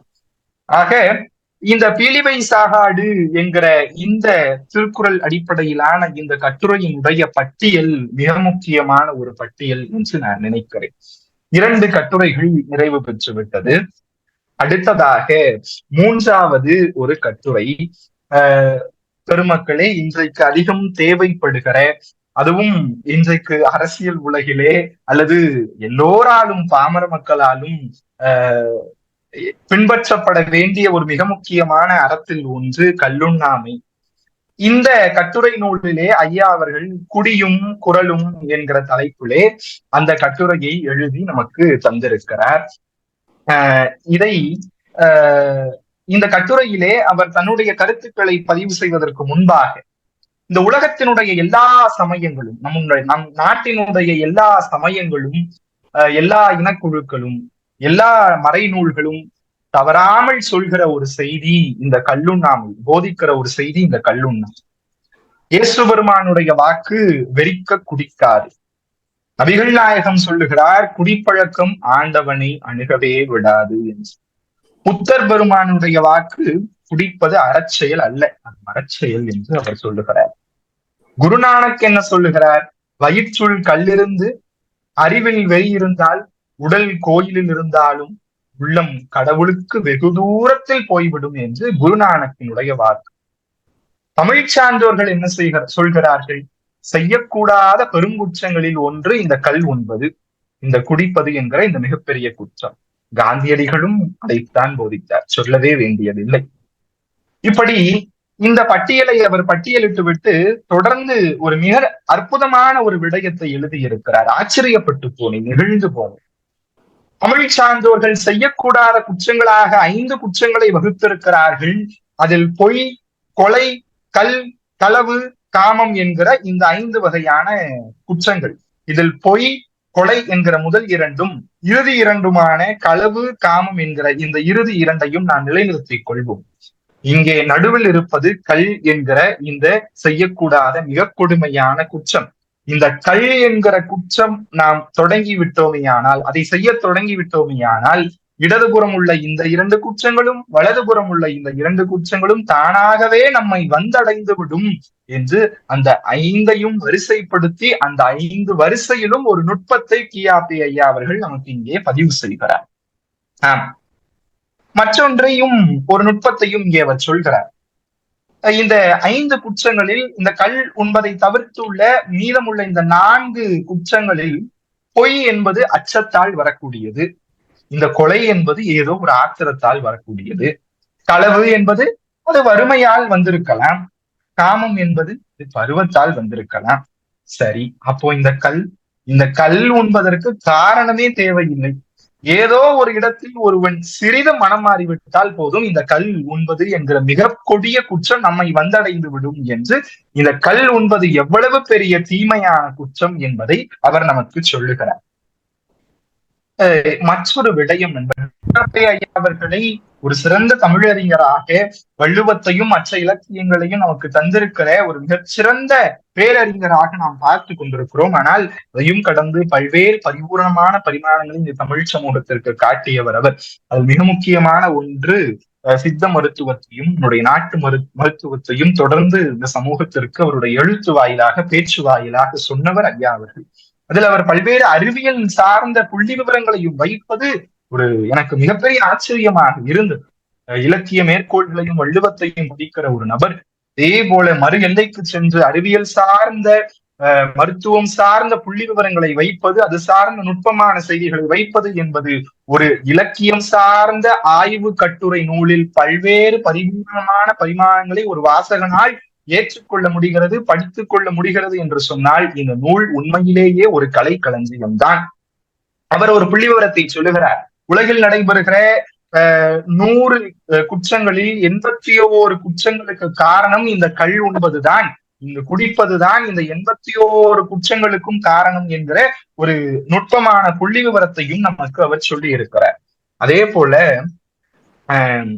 கியாபே ஐயா அவர்களை பற்றி பல்வேறு ஆளுமைகள் தொடர்ந்து எழுதி இருக்கிறார்கள், பேசி இருக்கிறார்கள். மிக முக்கியமாக நாம் வாசிக்க வேண்டிய ஒரு நூல் சுப்புரெட்டியார் அவர்கள் ஐயா எழுதிய கியாபே முத்தமிழ் காவலர் கியாபே விஸ்வநாதம் என்கிற அந்த அற்புதமான ஒரு நூல், நாம் வாசிக்க வேண்டிய நூல். ஐயாவை பற்றி தெளிவுற, அவருடைய எழுத்தை பற்றி, அவருடைய இலக்கியத்தை பற்றி, அவருடைய மருத்துவ பணியை பற்றி, அவருடைய அனுபவத்தை பற்றி நாம் தெரிந்து கொள்ள வேண்டுமே ஆனால் நாம் வாசிக்க வேண்டிய ஒரு நூல் இந்த சுப்புரெட்டியார் ஐயா அவர்கள் எழுதிய முத்தமிழ் காவலர் கியாபே விஸ்வநாதம் என்ற அந்த அற்புதமான புத்தகம். அந்த புத்தகத்திலே மருத்துவ மாமணி என்று ஒரு பட்டத்தை கியாபே ஐயா அவர்களுக்கு சுப்புரெட்டியார் ஐயா சூட்டுகிறார். எவ்வளவு பெரிய ஒரு விடயம்! முத்தமிழ் காவலர் என்று ஒரு பக்கம் பெயர் சூட்டுகிறார்கள், மறுபக்கம் மருத்துவ மாமணி என்று பெயர் சூட்டுகிறார்கள். அதற்கு என்ன காரணம் என்று நாம் ஆராய்கிற போது அதற்கு இந்த திருக்குறள் கட்டுரைகள் என்கிற இந்த நூல் நமக்கு பதில் சொல்கிறது. என்ன பதில் என்றால், இந்த நூலிலே இந்த கல்லுண்ணாமையை பற்றி பேசுகிற போது மருத்துவம் சார்ந்த சில குறிப்புகளை நமக்கு வைக்கிறார். என்னவென்றால், ரொம்ப மிக எளிமையாக இன்றைய மக்கள் பொது வழக்கிலே சொல்லக்கூடிய ஒரு விடயம், இப்படி நான் குடித்தால் எனக்கு ஒரு உற்சாகம் கிடைக்கிறது, நான் கடினமாக உழைக்கிறேன், அந்த உடல் வலியை தீர்ப்பதற்கு ஒரு உற்சாக பானமாக இதை நான் குடிக்கிறேன் என்று சாக்கு சொல்லிக் கொண்டிருக்கிறார்கள் என்று ஐயா சொல்லுகிறார். உண்மைதான், இன்றைக்கும் தொடர்கிறது அந்த வழக்கம். அதற்கு அவர் ஒரு பதில் சொல்கிறார். கள்ளும் சாராயமும் மட்டுமல்ல, கஞ்சாவும் அபினும் இதன் தம்பி தங்கைகள், காப்பியும் டீயும் அதன் பிள்ளைகள், மற்ற பீடி சிகரெட் போன்றவை எல்லாம் அவனுடைய பேர பிள்ளைகள். இவை அனைத்துமே சோர்வை போக்கி உற்சாகத்தை அளிக்கின்றது என்பது உண்மை. ஆனால் என்னுடைய நுட்பம் என்ன தெரியுமா? இவற்றில் எதையும் பயன்படுத்தாதவர்களுடைய நரம்பு துடிப்பு எப்போதும் போல பிறந்ததிலிருந்து இறந்தது வரை ஒன்று போல இருக்கும். ஆனால் இதை பயன்படுத்துபவர்களுடைய அந்த நரம்பு துடிப்பு என்பது மாறக்கூடிய ஒன்று, அது அவருடைய உயிருக்கே ஆபத்து விளைவிக்கக்கூடிய ஒன்று என்று இங்கே இலக்கிய நயத்தையும் தாண்டி ஒரு மருத்துவ மாமணி என்று சுப்புரெட்டியார் ஐயா சூட்டிய பட்டத்திற்கு மிக பொருத்தமாக சரியான ஒரு மருத்துவம் சார்ந்த அறிவியல் சார்ந்த ஒரு விடயத்தை, ஒரு நுட்பத்தை அவர் இங்கே பதிவு செய்திருப்பது வாசகர்களாக நமக்கு ஒரு மிகப்பெரிய செய்தி. அந்த கல்லுண்ணாமையை பற்றி தொடர்ந்து பேசுகிற போது என்னுடைய ஆசிரியர் ஒரு நகைச்சுவை சொல்வார். என்ன அப்படின்னா, ஒரு முறை இந்த மாதிரி தொடர்ந்து கல் உண்ணக்கூடிய ஒரு நபர், குடும்பத்துல எந்த வேலையும் சரியா பார்க்கறது இல்ல, வீட்டுல மனைவி பிள்ளைகளை சரியா கவனிக்கிறது இல்ல. அப்படி ஒரு நேரத்துல அந்த மனைவி ஒரு நேரம் ஆத்திரமாகி, எப்ப அந்த குடிகாரர்கள் வீட்டுல நடக்கக்கூடிய ஒன்றுதான், ஆத்திரமாகி என்ன சொல்றாங்க அப்படின்னா, நீ இன்னைக்கு குடிச்சனா செருப்பு பிஞ்சிரும் அப்படின்னு சொல்றாங்க. இப்ப அன்னைக்கும் இவர் கேட்காம வள்ளுவர் சொன்ன மாதிரி குடித்தவன்கிட்ட போய் நாம் அறிவுரை சொன்னா அது நடக்குமா? நடக்கவே நடக்காது. அவ அன்னைக்கும் வழக்கம் போல தன்னுடைய மனைவி திட்டின அன்னைக்கு செருப்பு பிஞ்சிரும் திட்டின அன்னைக்கும் மாலைக்கும் குடிக்க போறான், தன்னுடைய நண்பரோட போறான். போயிட்டு குடிச்சிட்டு 2 பேரும் வந்துட்டு இருக்கிறாங்க. அப்போ ஒரே மழை, சேறு சகதிகமா இருக்குது. அந்த சகதியில ஒரு கல்லுல அடியில அவனுடைய செருப்பு சிக்கி எப்படியோ செருப்பு பிஞ்சிருச்சு. அப்போ அந்த குடிகாரன் அவனுடைய நண்பன்கிட்ட சொல்றான், என் மனைவி கடவுள்டா, ஏன்டா அப்படி சொல்ற அப்படின்னு கேட்கும்போது, என் மனைவி சொன்னா குடிச்சனா செருப்பு பிஞ்சிரும் அப்படின்ட்டு, அதே மாதிரி பிஞ்சிருச்சு அப்படின்னு சொல்லுவான். நகைச்சுவையாக என்னுடைய ஆசிரியர் சொல்வது உண்டு. நகைச்சுவையினுடைய பின்னாடி ஒரு மிக முக்கியமான திருக்குறளை ஐயா அவர்கள் சொன்னது போல ஐயா அவர்களும் இந்த திருக்குறளை அடிக்கோடிட்டு காட்டியிருக்கிறார்கள். கல்லுண்ணாமை பேசுகிற போது தவறாமல் நாம் நினைவு கூற வேண்டிய ஒரு குறளும் கூட இது. கலித்தானை காரணம் காட்டுதல் நீருட் குளித்தானை தீத்துரி அற்று என்கிற அந்த திருக்குறள். அதாவது குடிகாரன்கிட்ட போய் அறிவுரை சொல்லுவது அப்படிங்கிறது நீருக்கடியில தீப்பந்தத்தை வைத்து மூழ்கி தேடுவது போன்றது அப்படின்னு வள்ளுவர் சொல்லி இருக்கக்கூடிய அந்த திருக்குறள், அது உண்மைதான். இறுதியாக இந்த குடியும் குறளும் என்கிற ஒரு மிக நீண்ட கட்டுரைன்னு சொல்லலாம். இந்த பகுதியில ஒரு மிக நீண்ட கட்டுரைகள் 1-2 இருக்கிறது. அதுல இது மிக முக்கியமான நீண்ட கட்டுரை. அதில் இந்த கட்டுரையை நிறைவு செய்கிற போது இந்த கட்டுரையை அவர் எப்படி நிறைவு செய்கிறார் அப்படின்னா, ஒரு 3 கேள்விகளோட நிறைவு செய்கிறார். இப்பதான் சொன்னோம், குடிகாரனுக்கு அறிவுரைகள் சொல்லி பயன் இல்லை. கேள்விகள் வேணா கேட்கலாம். வள்ளுவர் அதைத்தான் செய்திருக்கிறார். கியாபி ஐயா அவர்களும் ஒரு 3 கேள்விகளை முன்வைக்கிறார். அதுல முதல் 2 கேள்விகள் வந்து அது திருக்குறள்கள்ல நாம் பெரும்பாலும் படித்த 2ஆக இருக்கும். ஒன்று என்ன அப்படின்னா, கல்லுண்ணா போதில் கலித்தானை காணுங்கால் உள்ளான்கொள் உண்டதன் சோர்வு அப்படின்னு ஒரு கேள்வி கேட்கிறார். 2வதாக ஈஞ்சால் முகத்தேயும் இன்னாதால் என்மற்று சான்றோர் முகத்து களி என்று ஒரு கேள்வியோடு அந்த குறள் நிறைவு பெறுகிறது. 3வதாக ஒரு விஷயத்தை சொல்லி இறுதி கேள்வியாக ஒன்றை கேட்கிறார். என்ன அப்படின்னா, வள்ளுவர் ஒரு இடத்துல காதல் வேறு காமம் வேறு அப்படின்னு ஒரு வேறுபாடை சொல்லிட்டு, இந்த காதல் வந்து ஒரு இனிமையானது அல்லது நட்புக்குரியது, அன்புக்குரியது. அந்த காமம் ரொம்ப கொடிதானது அப்படின்னு சொல்வதற்கு, காமம் கொடிது சரி, எதை விட கொடிது அப்படின்னு ஒரு கேள்வி எழும் இல்லையா? எப்பவுமே உயர்ந்ததன் நேற்று உயுங்காலை அப்படின்னு உவமை அப்படிங்கிறது உயர்ந்ததை நோக்கித்தான் சொல்லுவார்கள். அது நல்லதாயினும் சரி, தீயதாயினும் சரி. அப்ப இந்த காமம் எதை விட கொடியது அப்படின்னு கேட்கிற போது வள்ளுவர் சொல்கிறார், கல் உண்பதை விட, கல்லை விட கொடியது காமம் அப்படிங்கிறார். அப்ப கல் எவ்வளவு கொடியது அப்படின்னு நம்ம பார்க்க வேண்டும். இந்த ஒரு அற்புதமான நுட்பத்தை ஐயா சொல்லிவிட்டு கடைசியா ஒரு கட்டுரை எப்படி நிறைவு செய்யறான்னு தெரியுமா? கொடுமைகள் எல்லாம் தலை சிறந்த ஒரு கொடுமை, இது தெரிஞ்சிருச்சு. அப்புறம் ஏன் இதை விடக்கூடாது அப்படின்னு சொல்றதுக்கு அவர் சொல்றாரு, இதற்கு நம்முடைய குடிக்கிற நண்பர்கள் தான் பதில் சொல்லணும், அவர்கள் தான் விடை கோர வேண்டும் என்று அந்த கட்டுரையை அவர் நிறைவு செய்கிறார். அது உண்மை. வள்ளுவருக்கே அது அறிவுரை சொல்ல முடியவில்லை. ஆக வெறும் நகைச்சுவையாக அந்த கட்டுரையை அவர் நிறைவு செய்கிறார். நேரம் இன்னும் கொஞ்ச நேரம் தான் இருக்குன்னு நினைக்கிறேன். இறுதியாக ஒரே ஒரு கட்டுரையை மட்டும் நான் சொல்லி நிறைவு செய்கிறேன். மிக முக்கியமான கட்டுரை. கியாபி ஐயா அவர்களுடைய திருக்குறள் கட்டுரைகள் பேசுகிற போது இந்த ஒரு கட்டுரை நாம் பேசாமல் முடித்து விட முடியாதனால் இதை மட்டும் சொல்லி ஒரு 5 மணித்துளிகள்ல நிறைவு செய்கிறேன். அந்த கட்டுரையினுடைய பெயர் என்ன அப்படின்னா, சொல்லும் செயலும். ஏற்கனவே தொடக்கத்திலே பேசுன மாதிரி சொல்லும் செயல். ஒரு கதை, அற்புதமான நகைச்சுவையான கதை. மிக விரைவாக சொல்றேன், எல்லாரும் கொஞ்சம் எனக்கு செவிசாய்க்கணும். இன்னாசி முத்து உபதேசியார் அப்படின்னு ஒருத்தர் இருக்கிறார். அவர் என்ன அப்படின்னா, கிறிஸ்துவ மதத்திலே தோய்ந்தவர். பைபிள் வசனம் அவருக்கு நல்லா தெரியும். நீங்க சுருக்கமா நினைவுல உபதேசியார் நிலைநிறுத்திக்கோங்க எல்லாரும். அப்ப அந்த உபதேசியாருக்கு வந்து பைபிள் வசனம் அப்படிங்கிற அத்துப்படி ரொம்ப நல்லா எல்லா பைபிள் வசனங்களையும் மனப்பாடமாக வைத்துக் கொண்டிருக்கக்கூடியவர். அவர் என்ன பண்றாரு அப்படின்னா, ஒரு கிறிஸ்தவ பாதிரியாரினுடைய வேண்டுகோளுக்கு இணங்க எல்லா கிராமங்களுக்கும் சென்று இந்த கிறிஸ்தவ மதத்தை பரப்பக்கூடிய ஒரு பணியில ஈடுபடுறாரு.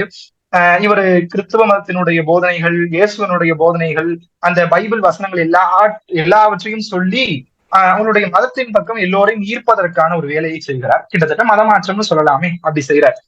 இது ஒரு பக்கம் நடந்துகிட்டு இருக்கு. இத வந்து பரமசிவம் பிள்ளை அப்படின்னு பக்கத்து ஊருக்காரர் ஒருத்தர் பாக்குறாரு, ஒரு இந்து. அவர் என்ன செய்யறாரு, இப்படியே போனா நம்மளுடைய மதம் அழிஞ்சு போகுமோ அப்படின்னு சொல்லிட்டு இவர் என்ன செய்யறாரு, ஒரு பிரசங்கியாரை கூப்பிட்டு நம்முடைய மதத்தை நாம பரப்பலாம் அப்படின்னு சொல்லிட்டு, இல்ல ஒரு நல்ல கருத்துக்களை பரப்பலாம் அப்படின்னு சொல்லிட்டு திருக்குறளை வந்து பிரசங்கம் பண்ணணும் அப்படின்னு சொல்லிட்டு அவர் வந்து திருக்குறள் பிரசங்கியார்னு அவருக்கு பேர் உண்டு. அவரையும் கூப்பிட்டு இவர் ஒரு பக்கம் பைபிளை பரப்ப, இவர் ஒரு பக்கம் திருக்குறளை பரப்ப, இப்படியே போய்கிட்டு இருக்கு. 2 பேரும் போட்டி போட்டு பேசுறாங்க, மாத்தி மாத்தி தாக்கி பேசிக்கிறாங்க. இன்றைக்கு எப்படி அரசியல் உலகம் நடக்குதோ அது மாதிரி அவங்களும் தாக்கி தாக்கி பேசிக்கிறாங்க. பேசுகிற போது ஒரு நேருக்கு நேர சந்தித்தது கிடையாது. ஆனா 2 பேரும் என்ன செய்வாங்க அப்படின்னா, கள்ளத்தனமா இவர் பேசுகிற கூட்டத்துல இவர் ஒளிஞ்சிருந்தும், இவர் பேசுகிற கூட்டத்துல இவர் ஒளிஞ்சிருந்தும் கேட்கிற ஒரு வழக்கத்தை 2 பேரும் வச்சிருந்தாங்க. இப்படியே நாட்கள் போகுது. ஒரு நாள் என்ன செய்யறாங்க, ஒரு ஊர்ல வந்து உபதேசம் பண்ணிட்டு நம்முடைய இந்த உபதேசியார், பைபிளை உபதேசம் பண்ணக்கூடிய அந்த உபதேசியார் வந்துட்டு ஒரு வெயில்ல, பங்குனி மாச வெயில்ல மதிய நேரத்துல வராரு. ரொம்ப களைப்பு. அவர் போக வேண்டிய இடத்துக்கு இன்னும் கொஞ்சம் தூரம் இருக்குது. தண்ணியும் இல்ல, எதுவும் இல்ல, உணவு இல்ல, எதுவும் இல்ல. அப்ப அவர் நடந்து போயிட்டு இருக்கிற போது ஒரு கிணறு அவருக்கு தென்படுகிறது. அந்த கிணறு பக்கம் போனா தண்ணி கிடைக்கும்னு போறாரு. ஆனா அவருக்கு அதை விட அங்க ஒரு மிகப்பெரிய மகிழ்ச்சி காத்திருக்குது. என்ன அப்படின்னா, அந்த கிணத்துல இந்த பிரசங்கியார் இருக்காரு இல்லையா, இத்தனை நாள் எதிர்த்து பேசிட்டு இருந்தாரு இல்லையா, அந்த பிரசங்கியார் உட்கார்ந்துட்டு கட்டுச்சோறு கட்டி சாப்பிட்டுட்டு இருக்கிறாரு. அவர் சாப்பிட்டுட்டு இருக்கவனே, ஆஹா ரொம்ப பெரிய மகிழ்ச்சி அப்படின்னு சொல்லிட்டு இவர் பக்கத்துல போறாரு. இவர் திருக்குறள் பேசுறவரு, ரொம்ப சிறப்பா நம்மளை உபதேசிப்பாரு, வரவேற்பாரு, விருந்தோம்பல் பண்ணுவாரு அப்படின்னு சொல்லிட்டு அவர் பக்கத்துல போறாரு. போகும்போது இவர் வந்து அவர் பார்த்த மாதிரி தெரியல. அப்ப இன்னும் கொஞ்சம் நெருங்கி ரொம்ப பக்கத்துல போறாரு. ரொம்ப பக்கத்துல போயிட்டு இந்த உணவு அவர் தருவாரா அப்படின்னு அவர் சாப்பிடுறதையே பார்த்துட்டு இருக்கிறாரு. பார்த்துட்டு இருக்கும்போது இவர் பார்க்கவே இல்லை. கடைசி ஒரு சில கொஞ்சம் சாப்பாடுதான் மீதம் இருக்குது. அப்ப பக்கத்திலேயே போய் உட்கார்ந்துடுறாரு. அப்பையும் இவர் பார்க்கல. கடைசி கொஞ்சம், ரொம்ப கொஞ்சம் சாப்பாடு மட்டும் மீதம் இருக்குது.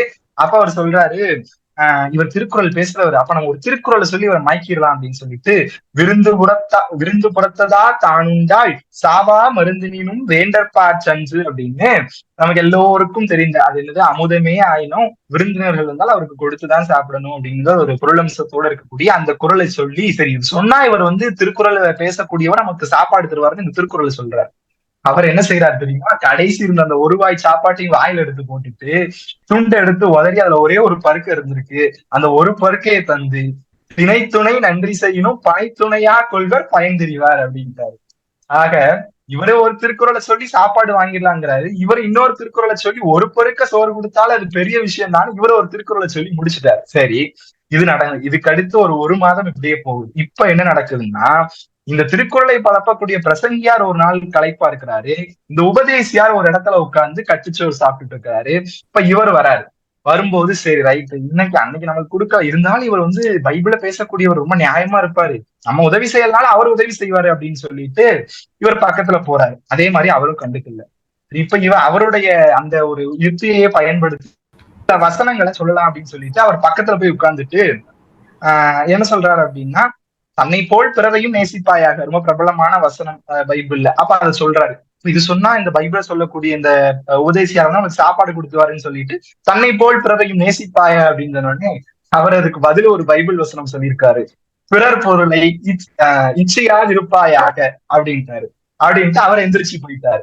ஆக இந்த ஒரு கதையை நாம் கியாபேயாவினுடைய வார்த்தைகள்ல படிக்கிற போது ஒரு புன்னகை, ஒரு சிரிப்பு நமக்கு வரக்கூடும். ஆனால் சட்டென்று கியாபேயா அவர்கள் அந்த சிரிப்பு நிலையிலிருந்து டக்குன்னு மாறி ஒரு விஷயத்த சொல்றாரு, நம்ம சிரித்து கொண்டே இருந்தால் சிந்திக்க வேண்டிய விடயங்களை மறந்து விடுவோம். இந்த கதைக்கு பின்னால், இந்த கதையை நாம் வாசிப்பதற்கு பின்னால் மிகப்பெரிய கண்ணீர் இருக்கிறது. இந்த சமூகம் இன்றைக்கு மிக தாழ்மையான ஒரு நிலைக்கு, இழிவான ஒரு நிலைக்கு செல்வதற்கான காரணம் இதுதான். சொல்லிற்கும் செயலுக்குமான இடைவெளி மிக நீண்டதாக இருக்கிறது.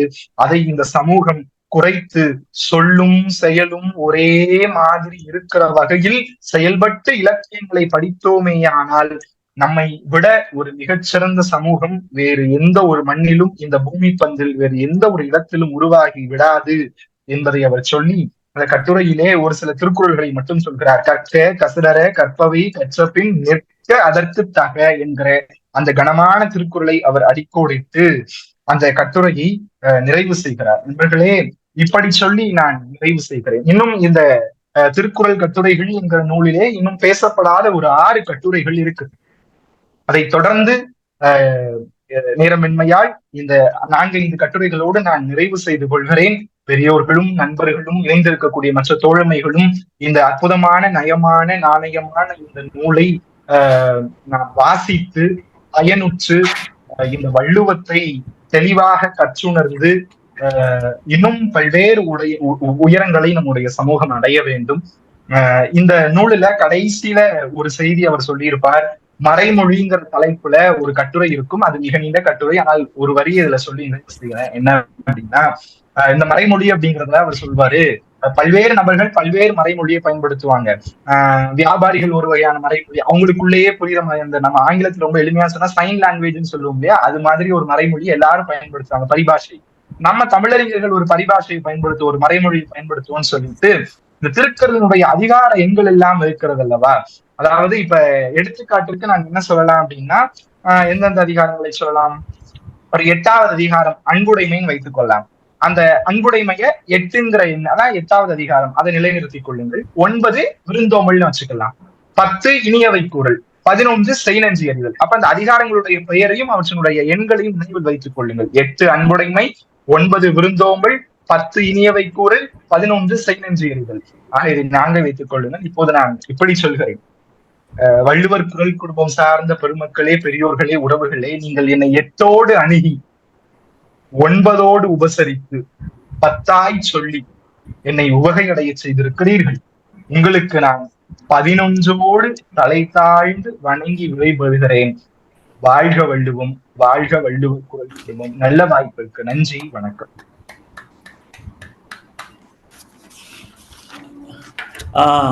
நன்றி திரு தீபக். மிக மிக சிறப்பான உரை. 7:41 ஆரம்பிச்சிங்க, சரியா 7:30 முடிச்சிங்க.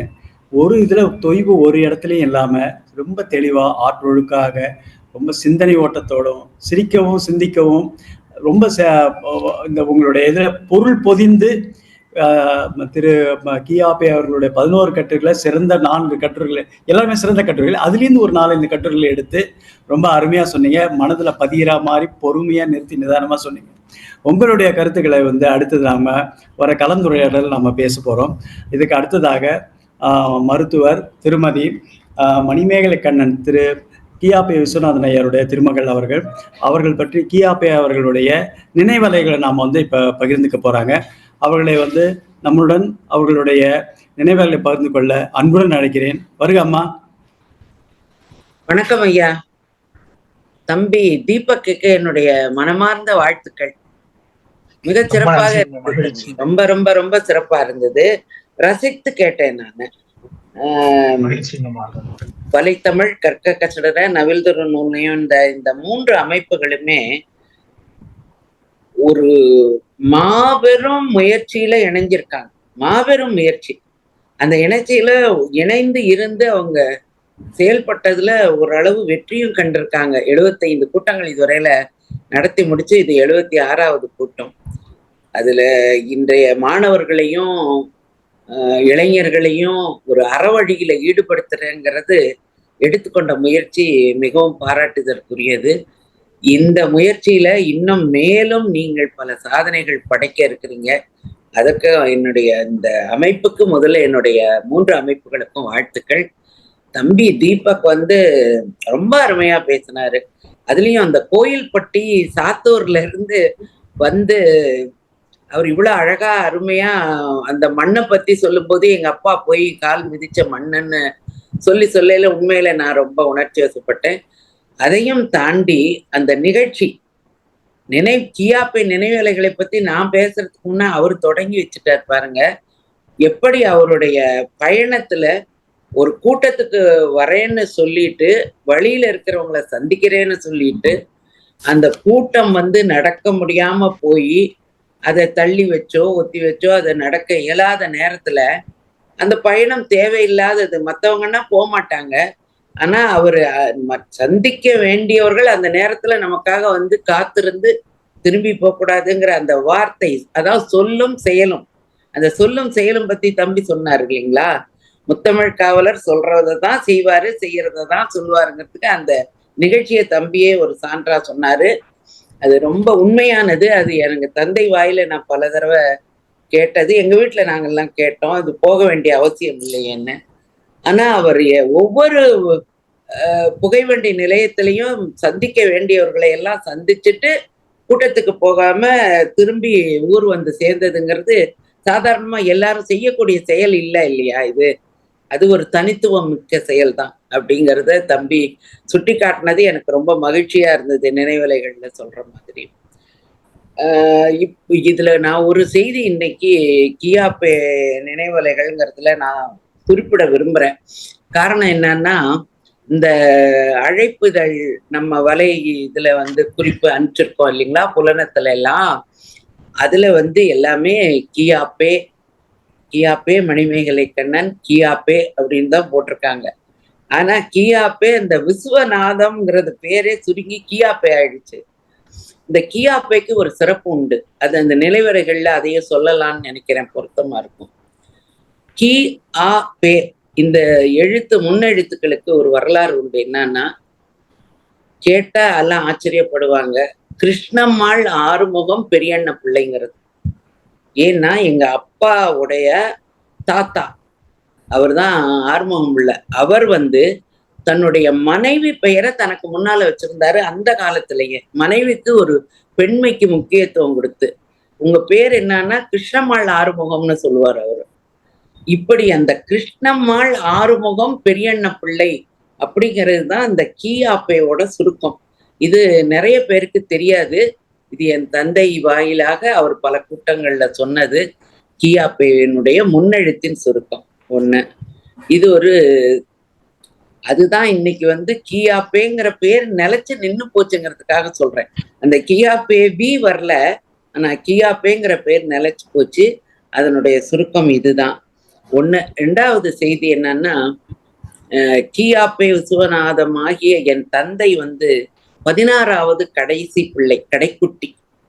எங்க தாத்தா அப்பாயிக்கு 16 பிள்ளைகள். அவங்களுக்கு 9 ஆண் குழந்தைகள், 7 பெண் குழந்தைகள். எங்க அப்பா தான் 16வது பிள்ளை. அதே மாதிரி எங்க அப்பா அம்மாவுக்கு நாங்க 10 பேரு. அதுல நான் 9வது பெண்ணு, 9வது குழந்தை. இந்த மாதிரி எங்க குடும்பமே பெரிய குடும்பம் அப்படின்னு சொல்லி எங்க அப்பா கூட்டங்கள்ல பேசுவாரு. என்னுடைய குடும்பத்துல 400 ஓட்டு இருக்கு, சின்ன நகராட்சின்னு கூட நகைச்சுவையா சொல்லுவாங்க. அப்படிப்பட்ட குடும்பத்துல நான் 9வது பெண்ணா இருந்தாலும் என்னுடைய தந்தையினுடைய பேச்சுக்களாலும் செயல்களாலும் ஈர்க்கப்பட்டு சின்ன வயசுல இருந்தே அவங்க கூட போனேன். தம்பி என்னை ஒரு சிந்திக்க தூண்டி ஒரு விஷயத்த பத்தி சொன்னாரு. திருக்குறளை எல்லாரும் படிக்கிறாங்க, பாக்குறாங்க, போறாங்க, வர்றாங்க, நடக்கிறாங்க, யாரும் செய்யறது இல்லைன்னு. இத என்னுடைய 5வது வயதுல என்னுடைய தந்தையார் எனக்கு சொல்லி கொடுத்தாரு. எப்படி சொல்லி கொடுத்தாருன்னா, இந்த திருக்குறளை படிக்கணும்னு, மனிதன் பறவையை போல பறந்து செல்ல கற்றுக்கொண்டிருக்கிறான், பறவையை போல பறந்து செல்ல கற்றுக்கொண்டிருக்கிறான், பாம்பை போல ஊர்ந்து செல்ல கற்றுக்கொண்டிருக்கிறான். ஆனால் மனிதன் மனிதனாக பிறந்தும் மனிதனை போல வாழ கற்றுக்கொள்ளவில்லை. பறவையை போல ஆகாயத்தில் பறக்க கொண்டிருக்கிறான், மீனை போல தண்ணீரில் நீந்த கற்றுக்கொண்டிருக்கிறான், மீனை போல தண்ணீரில் நீந்த கற்றுக்கொண்டிருக்கிறான், மாட்டை போல வண்டி இழுக்க கற்றுக்கொண்டிருக்கிறான். ஆனால் மனிதன் மனிதனாக பிறந்தும் மனிதனை போல வாழ கற்றுக்கொள்ளவில்லை. இதை கற்றுக் கொடுப்பது திருக்குறள் என்று சொல்லி என்னை 5 வயசுல மேடை ஏற்றி சொல்ல சொல்லியிருக்காங்க. இது என்னுடைய வாழ்க்கையில திருக்குறள் படிச்சா வாழ்க்கையில நல்லபடியா வாழலாம் அப்படிங்கிறதுக்கு ஒரு மிகப்பெரிய இது என்னுடைய சிந்தனை கிடைச்சது. ரெண்டாவது, அவரு அப்பா கொள்கையோட வாழ்ந்தவருங்கிறத நிறைய இதுல படிச்சோம், பார்த்தோம். அதுல அவரு வாழ்க்கையில நிறைய கொள்கைகள் அவரு வாழ்க்கையில கடைபிடிச்சது. அதுல ஒன்று முக்கியமானது, சென்ற கூட்டத்துல கூட என்னுடைய மகள் சொல்லியிருந்தாங்க, காலம் தவறாமைய எங்க தாத்தா ரொம்ப சிறப்பா கடைபிடிப்பாரு. அதுல ஒரு செய்தியை தான் நான் இன்னைக்கு உங்களோட பகிர்ந்துக்கலான்னு இருக்கேன். அதாவது, தஞ்சாவூருக்கு பக்கத்துல நீடாமங்கலம்னு ஒரு கிராமம் இருக்கு. அந்த நீடாமங்கலம் கிராமத்தில் இருந்து ஒரு 2 கிலோமீட்டர் உள்ள போகணும். அப்படி ஒரு சின்ன கிராமம் அது. அந்த கிராமத்துலதான் ஐயாவுக்கு ஒரு விழாவுக்கு அழைச்சிருக்காங்க. அது என்ன விழான்னா, திருக்குறள் கழகத்திலிருந்து திருக்குறள் படிப்பகம், திருவள்ளுவர் படிப்பகம் என்று ஒரு வாசகசாலை ஒன்று திறந்து வைக்கிறதுக்கு கூப்பிட்டுருக்காங்க. அதுக்கு ஐயா ஒத்துக்கிட்டாங்க, போறாங்க. ஆனா அந்த பேருந்து, திருச்சிராப்பள்ளியிலிருந்து தஞ்சை செல்லும் பேருந்து வழியில் தடங்கல் ஏற்பட்டு இடையூறு ஏற்பட்டு கொஞ்சம் காலதாமதம் ஆயிடுச்சு. அதையும் மீறி அவங்க அந்த ஊருக்கு போய் இறங்கி நீடாமங்கலம் பஸ்ஸை பிடிச்சு அந்த பேருந்துலேருந்து அந்த தொடர் வண்டி உள்ள போகும்போது அந்த நீடாமங்கலம் பேருந்து காத்திருக்கும் போது வரல.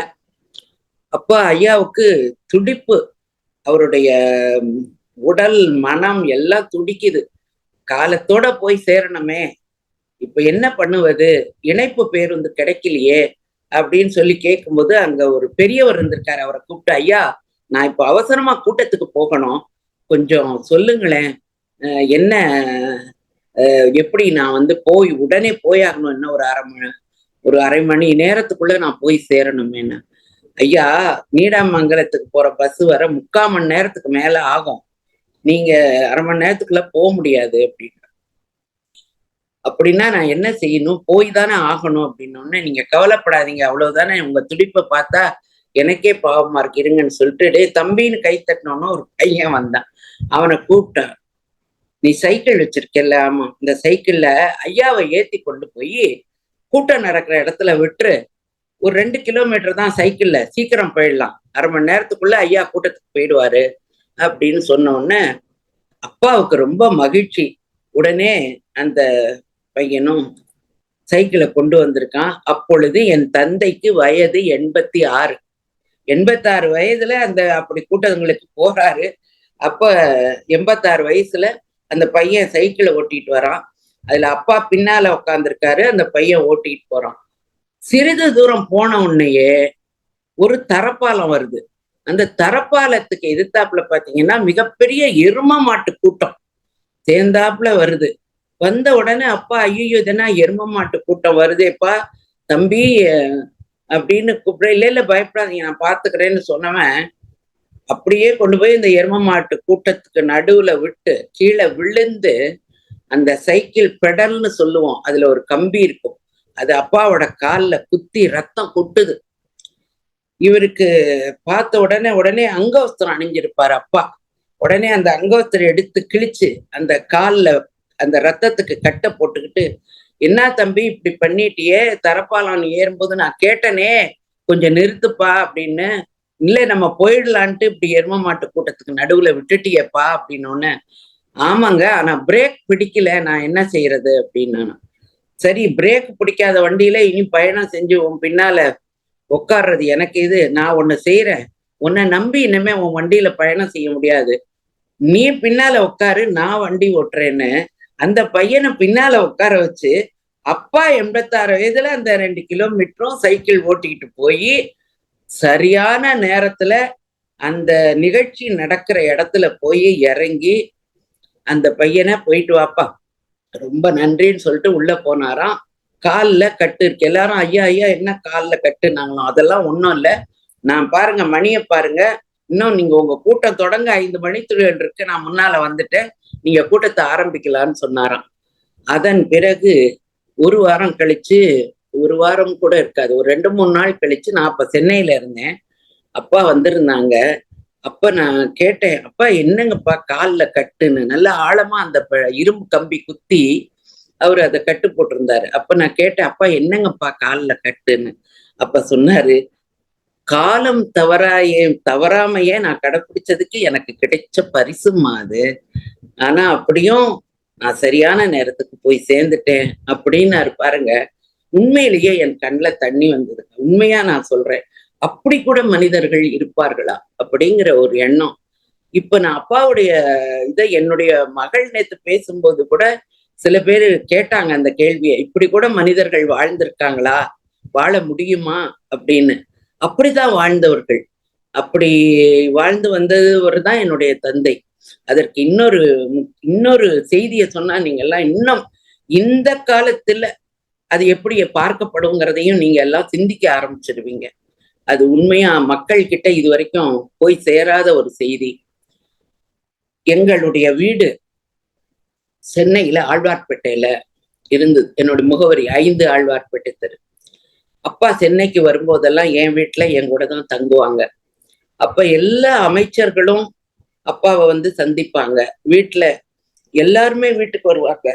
அது இலக்கிய அன்பர்கள் வருவாங்க, நூலாசிரியர்கள் வருவாங்க, தமிழறிஞர்கள் வருவாங்க, அரசியல்வாதிகள் வருவாங்க, அமைச்சர்கள் வருவாங்க. அப்படி எல்லாரும் வரும்போது அப்போ முதலமைச்சரா இருந்தவர்கள் நம்ம புரட்சி தலைவர் பொன்மன செம்மல் எம்ஜிஆர் அவர்கள் தமிழக முதலமைச்சரா இருந்தாங்க. அந்த நேரத்துல அப்பா மேல அவருக்கு ரொம்ப பாசம், ரொம்ப மரியாதை.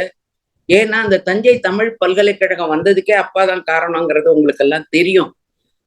இந்த தமிழ்நாட்டுல 9 பல்கலைக்கழகங்கள் இருக்கு, ஆனா அன்றைக்கு நான் சொல்றது தமிழுக்குன்னு ஒரு பல்கலைக்கழகம் இல்லை அப்படின்னு அவர் வருந்தும்போது எம்ஜிஆர் அதே கூட்டத்துல பேசிக்கிட்டு உடனே எந்திரிச்சு அமர்ந்திருந்தவர் ஒலி வாங்கிய பார்த்து வாங்கி ஐயா முன்னால வந்து, தஞ்சையில் தமிழ் பல்கலைக்கழகம் அமைச்சாச்சு, 5 வல்லுநர் குழு போட்டு அதுக்கு உடனே நான் ஆணை பிறப்பிக்கிறேன், அந்த 5 பேர்ல ஒருத்தரா முத்தமிழ் காவலர் கியாப்பை அவர்களை இருந்து தஞ்சை தமிழ் பல்கலைக்கழகத்தை வழிநடத்தணும்னு சொல்லி உடனே அமைச்சாரு.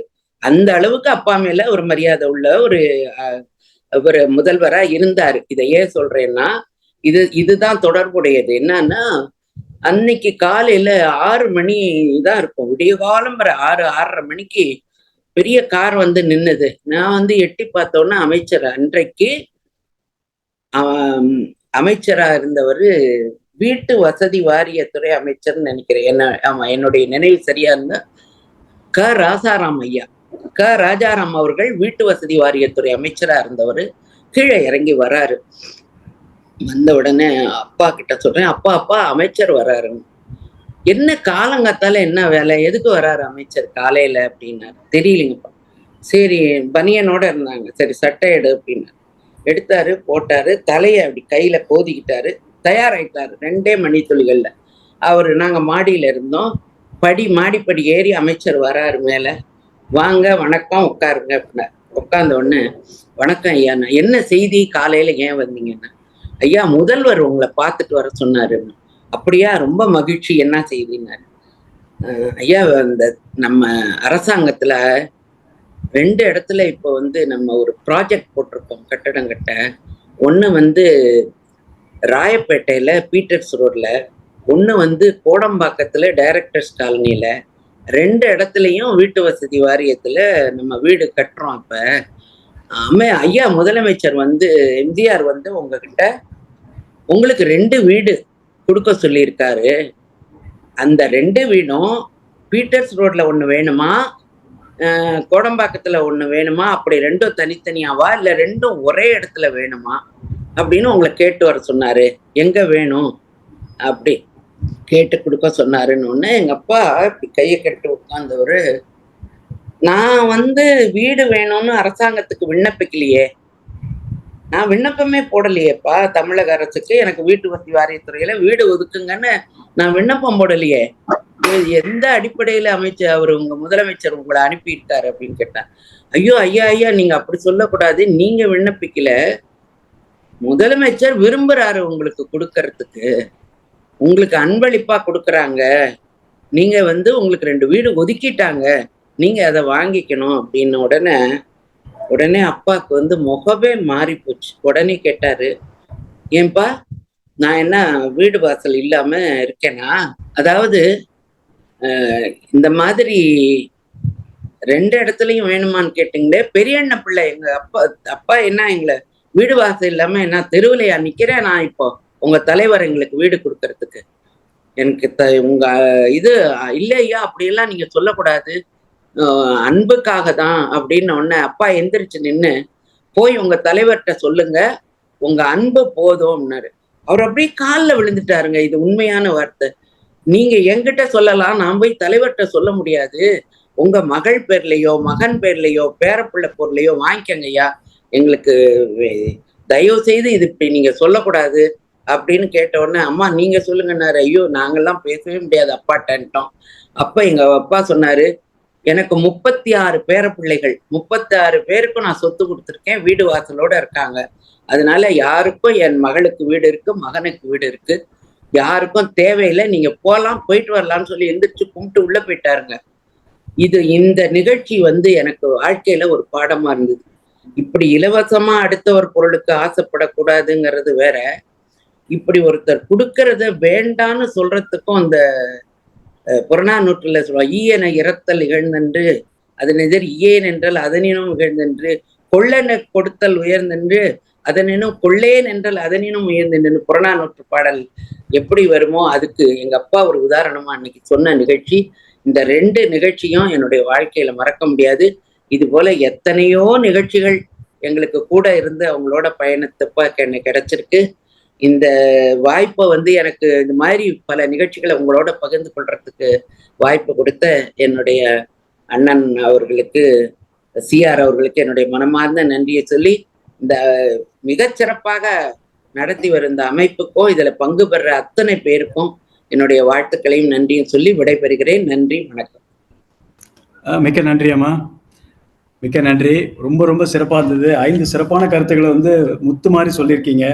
ஒண்ணு இந்த அதனுடைய அதனுடைய விரிவாக்கத்தை சொன்னீங்க. இந்த காலத்துல அது முதல்ல சொன்னீங்கல்ல, கிருஷ்ணம்மாள் ஆறுமுகம் பெரியண்ண பிள்ளை. இதுல இந்த காலத்துல பெண்கள் தங்களோட கணவர் பெயரை பின்னாடி வச்சுக்கிறாங்க. ஆனா அந்த காலத்துல ஒரு புரட்சியே பண்ணியிருக்காரு. அவர் தன் மனைவியோட பெயரை முன்னாடி வச்சு கிருஷ்ணம்மாள் ஆறுமுகம் அப்படின்னு ஆறுமுக பிள்ளை சொல்லியிருக்காரு பாருங்க. அது பெரிய புரட்சிங்க. நீங்க 5 வயதுல மேடை ஏறி இருக்கீங்க. 5 வயதுல மேடை திருக்குறள் சொல்லி உங்களை மேடை ஏற்றிருக்காங்க. உங்களோட உயர்வுக்கு 5 வயதுலயே உங்களை உயர்த்தியிருக்காங்க. ஐந்தில் வளையாத 50 வளையுமான்னு ஒரு பழமொழி இருக்கு. 5ல் வளைச்சிட்டோம்னா ஆயுசு ஃபுல்லா வந்து உயர்வு தான் அதனோட சிறப்பா இருக்கும்ன்றது நல்ல கருத்துங்க. கொள்கை பிடிப்பு பத்தி அவர் சொல்லியிருக்காங்க. அந்த கொள்கை பிடிப்பை வந்து நம்ம பின்னாடி நம்ம கண்டுபிடிச்சோம். முதல்வர் சொல்லி அனுப்பிச்சு திரு கே ராசாராம் ஐயா வந்து அவ்வளோ கெஞ்சி முடியாது போயிட்டாங்கன்னு அந்த கொள்கை பிடிப்பு இருந்தது பாருங்க. அது ஒரு சிறப்பான கருத்துங்க. அடுத்தது காலம் தவறாமை நீடாமங்கலம். 86 வயதில் நடக்கிறதுக்கே யோசிக்கிற காலத்துல பிடிச்சு கொண்டு போ. இந்த காலத்துல வந்து ஒரு தம்பியை உட்கார வச்சு சைக்கிள் 2 கிலோமீட்டர் ஓட்டி கொண்டு போயிட்டு வந்திருக்காங்க பாருங்க. அது அது வேற காலம் தவறாம அவருக்கு வந்துட்டு அதாவது கை மேல கிடைச்ச பலன்னு சொல்லுவாங்க, இவர் கால் மேல கிடைச்ச இது பாருங்க அவருக்கு. அதிக வருத்தம் மெய் வருத்தம் பாரார் கண் துஞ்சார் அந்த இதுதான் எங்களுக்கு நினைவு வருது. அந்த சொன்ன சொல் அப்படின்றதுக்காக அவர் அந்த கட்டுரையில வந்து தம்பி கூட சொல்லியிருந்தாங்க, சொல்லும் செயலும் சிரிப்பு இருக்கலாம் ஆனா சிந்தனையா மாறணும் அப்படின்னு சொன்னாரு. ஒப்புக்கொண்டபடி பயணம் மேற்கொண்டார். அந்த கட்டுரையினுடைய இது வந்து ஒரு சிறப்பான உதாரணத்தை நீங்க சொல்லியிருக்கீங்கம்மா, ரொம்ப மிக்க நன்றி. நம்ம அடுத்து வந்து திரு தீபக் அவருடைய உரையை பத்தி நாம வந்து இந்த கூட்டத்தில் கலந்திருக்கின்ற அறிஞர்கள் சான்றோர்கள் அவருடைய கருத்துக்களை கேட்கணும் நாம. அதுக்கு முன்னாடி வந்துட்டு அதை பத்தி நான் ஒரு சில 1-2 என்னுடைய கருத்துக்களை நான் சொல்லி விடுறேன். இதுல வந்துட்டு அவர் வந்து அவருடைய பேச்சுல வந்து நிறைய மேற்கோள் அந்த கட்டுரையிலிருந்து சொல்லாமலும் நிறைய மேற்கோள்கள் வெளியிலிருந்து கொண்டு வந்து காட்டியிருக்காரு. சுப்பரெட்டியாருடைய அவருடைய புத்தகத்திலிருந்து எடுத்து சொல்லியிருக்காங்க. அவருடைய நவில் தொண்டனுடைய 7வது நிகழ்ச்சி வந்து ஈரோடு தமிழன்பன் அவருடைய வந்து ஒரு புதுக்கவிதை கண்ணாடியில பார்த்தா உலகத்தை பார்த்தார் திருவள்ளுவர். அவர் வந்து அவரை பத்தி உலகத்தை பத்தி சொன்னார் அப்படின்ற ஒரு இதுல சொன்னாங்க. 3 அடியில திருமால்னா 2 அடியில திருக்குறள் அப்படின்னு அந்த ஒரு அழகான உதாரணம். அடுத்தது வந்து திருவள்ளுவர் மாலையிலிருந்து அவையிலிருந்தும் குறுக தெரித்த குறள் அது விஞ்ஞான பூர்வமா சாத்தியமா? ஒரு கடுகை வந்து அதை துளைத்து 7 கடலை புகுத்தி அதை செய்ய முடியுமா அப்படின்னு அறிவியல் பூர்வமா சாத்தியமா அப்படின்னு திரு தீபக்கை கேட்கணும் எனக்கு ஒரு ஆசை இருக்கு.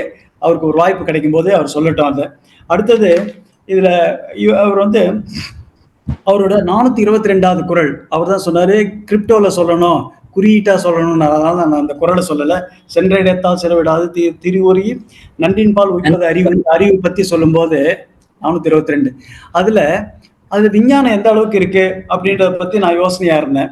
அதை பத்தியும் அதாவது வந்து ஒரு 4 ஸ்டேஜஸ்ல அறிவு நிறை ஓர்ப்பு கடைப்பிடி அப்படின்ற சொன்னார் இல்லைங்களா? அதே போல இதுல வந்து ஈகோ சூப்பர் ஈகோ ஈத் அப்படின்னு ஒரு 3 நிலையில வந்து உளவியல்லையும் சொல்லியிருக்காங்க.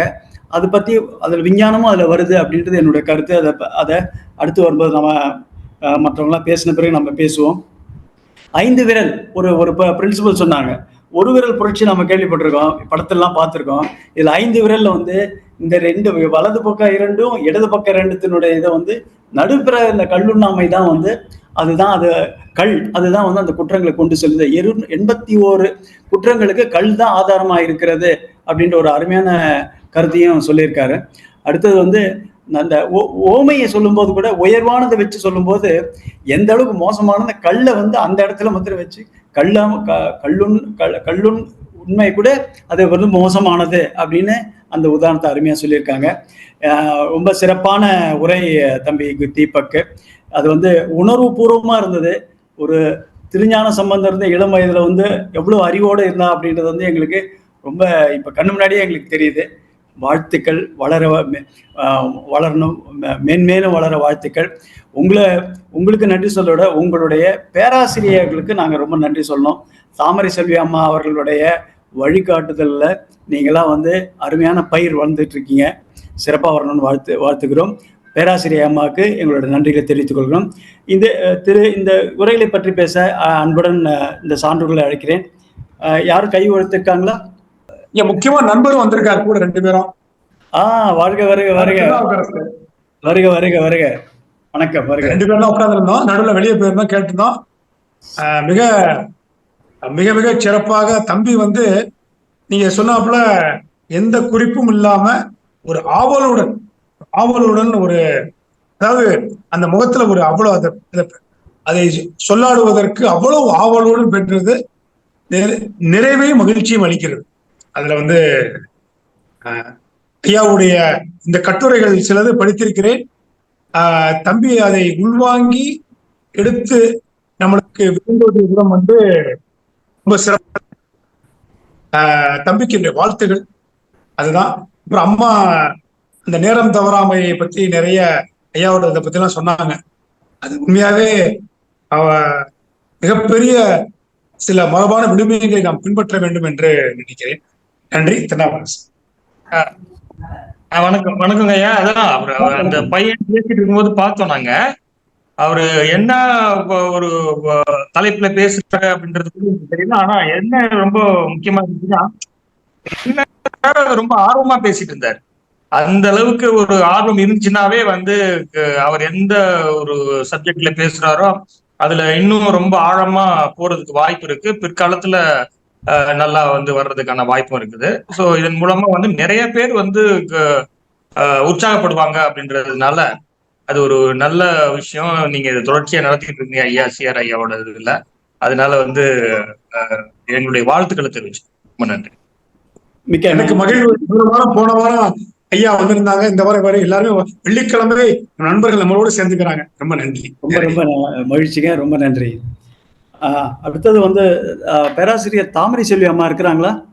அந்த தம்பி தீபக்கினுடைய உரை ரொம்ப அருமையா இருந்தது. அதுல நமக்கு என்ன தெரிஞ்சது அப்படின்னா, அவருடைய நூல் வாசிப்பு, அந்த பரந்துபட்ட அவருடைய அந்த ஒரு அறிவு, அது ஒரு திறனாய்வு மாதிரி எல்லாத்தையும் கலந்து சொன்னதும் சிறப்பா இருந்தது. இன்னொன்னு, நான் போன வாரம் அந்த தம்பிக்கு அததான் சொன்னேன். நீங்க வெளியில சொல்றதுக்கு முன்னாடி நீங்க உள்வாங்குங்க தம்பின்னு. அத தம்பி இது அவ்வளவு உள்வாங்கிட்டு அந்த செய்தியை சொல்றதுக்கு முன்னாடியே அவர் அதை ரசிச்சு சிரிச்சிருக்கிறாரு. அவருடைய அந்த ஒரு உற்சாகம் நமக்கும் தொத்திக்குது. அந்த என்ன சொல்ல வர போறாரு அவ்வளவு சுவையா சொன்னாங்க. அதுதான் அந்த காதுக்கு அவ்வளவு இனிமையா இருந்தது. அந்த கேட்க கேட்க தமிழே இனிமையானது. அதுல இப்படி ரசித்து பேசக்கூடியவர்களுக்கு இன்னும் சிறப்பா இருந்தது. ரொம்ப நன்றி தம்பி, இந்த வாய்ப்பு தந்ததுக்கு. நன்றி. வணக்கம். நன்றி அம்மா. எல்லாருக்கும் வணக்கம். எங்க மாணவர் இன்னைக்கு பேசுறாரு. ஆனா என்னுடைய சூழல் இன்னைக்கு இந்த 18ஆம் தேதி நாளை கழிச்சு ஞாயிற்றுக்கிழமை நாங்க கோவில்பட்டியில கம்பன் விழா நடத்துறோம். அதனால என்னால இந்த மீட்டிங்ல கலந்துக்கிட முடியல. கொஞ்சம் பரபரப்பா இறுதிக்கட்ட வேலைகளை பார்த்துக்கிட்டு இருக்கோம் கம்பன் விழாவுக்காக. ஆனாலும் எங்கள் மாணவர் இந்த மீட்டிங்ல கலந்துக்கிட்டவங்க கிட்ட ஃபீட்பேக் கேட்டேன். எங்க மாணவர் ரொம்ப நல்லா பேசினாரு அப்படின்னு பாராட்டினாங்க. அதை கேட்கும் பொழுது எங்களுக்கு உண்மையிலேயே கோவில்பட்டி கம்பன் கழகம் 3 ஆண்டு பணியாற்றியது ஒரு நல்ல பயனை தந்திருக்கிறது அப்படிங்கிற ஒரு மன நிறைவு எங்களுக்கு கிடைச்சிருக்குது. அந்த சந்தோஷத்துல நான் இப்போ ஆக்சுவலா நான் பஜாருக்கு போய்கிட்டு இருக்கிறேன். ரோட்ல தான் நிக்கிறேன். பின்னாடி பார்த்தா தெரியும் கார்கள்லாம் போய்கிட்டு இருக்குது. இருந்தாலும் கண்டிப்பா நான் அந்த மாணவரை பாராட்டணும். இந்த வாய்ப்பு தந்த வள்ளுவர் குரல் குடும்பத்துக்கு என்னுடைய நன்றியை தெரிவிக்கணும் அப்படிங்கிறதுக்காக உடனே நான் லைன்ல வந்தேன். உங்களுக்கு எல்லாம் நாங்கள் மாணவர்களை ஊக்குவிப்பது போலவே நீங்களும் இளைஞர்களையும் மாணவர்களையும் ஊக்குவிப்பது எங்களுக்கு மிகுந்த மகிழ்ச்சியை அளிக்கின்றது. நாங்கள் உங்களுக்கு நன்றி கடன் பட்டிருக்கின்றோம். நன்றி. நீங்க ஓரமா பாதுகாப்பா நில்லுங்க. சரவண செல்வன் நம்ம சிவராமகிருஷ்ணன் ஐயா தென்காசியில அவருடைய கண்டுபிடிப்பு. அவருடைய ஆசை பெற்றவர். அவரு சொன்ன உடனே இவ்வளவு ரோடு வாரத்தில் அவர் நிறுத்திட்டோன்னு எனக்கு தெரியல. எனக்கு தம்பியை நீங்க ஆசீர்வாதம் பண்ணணும் அப்படின்னு சொன்னேன்.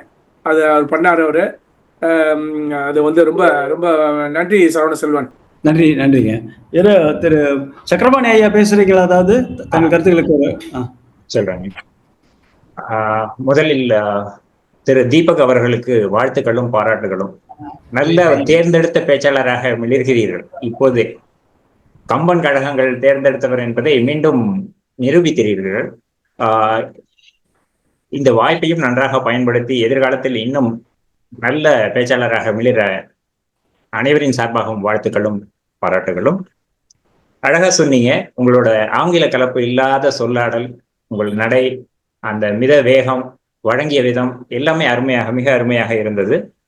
அதிலும் அந்த வேலிபை சாக்காடு அந்த கட்டுரையை பற்றி சொன்னப்ப தற்கால நிகழ்வு அந்த வயநாடு துயரத்தை சொன்னீங்க.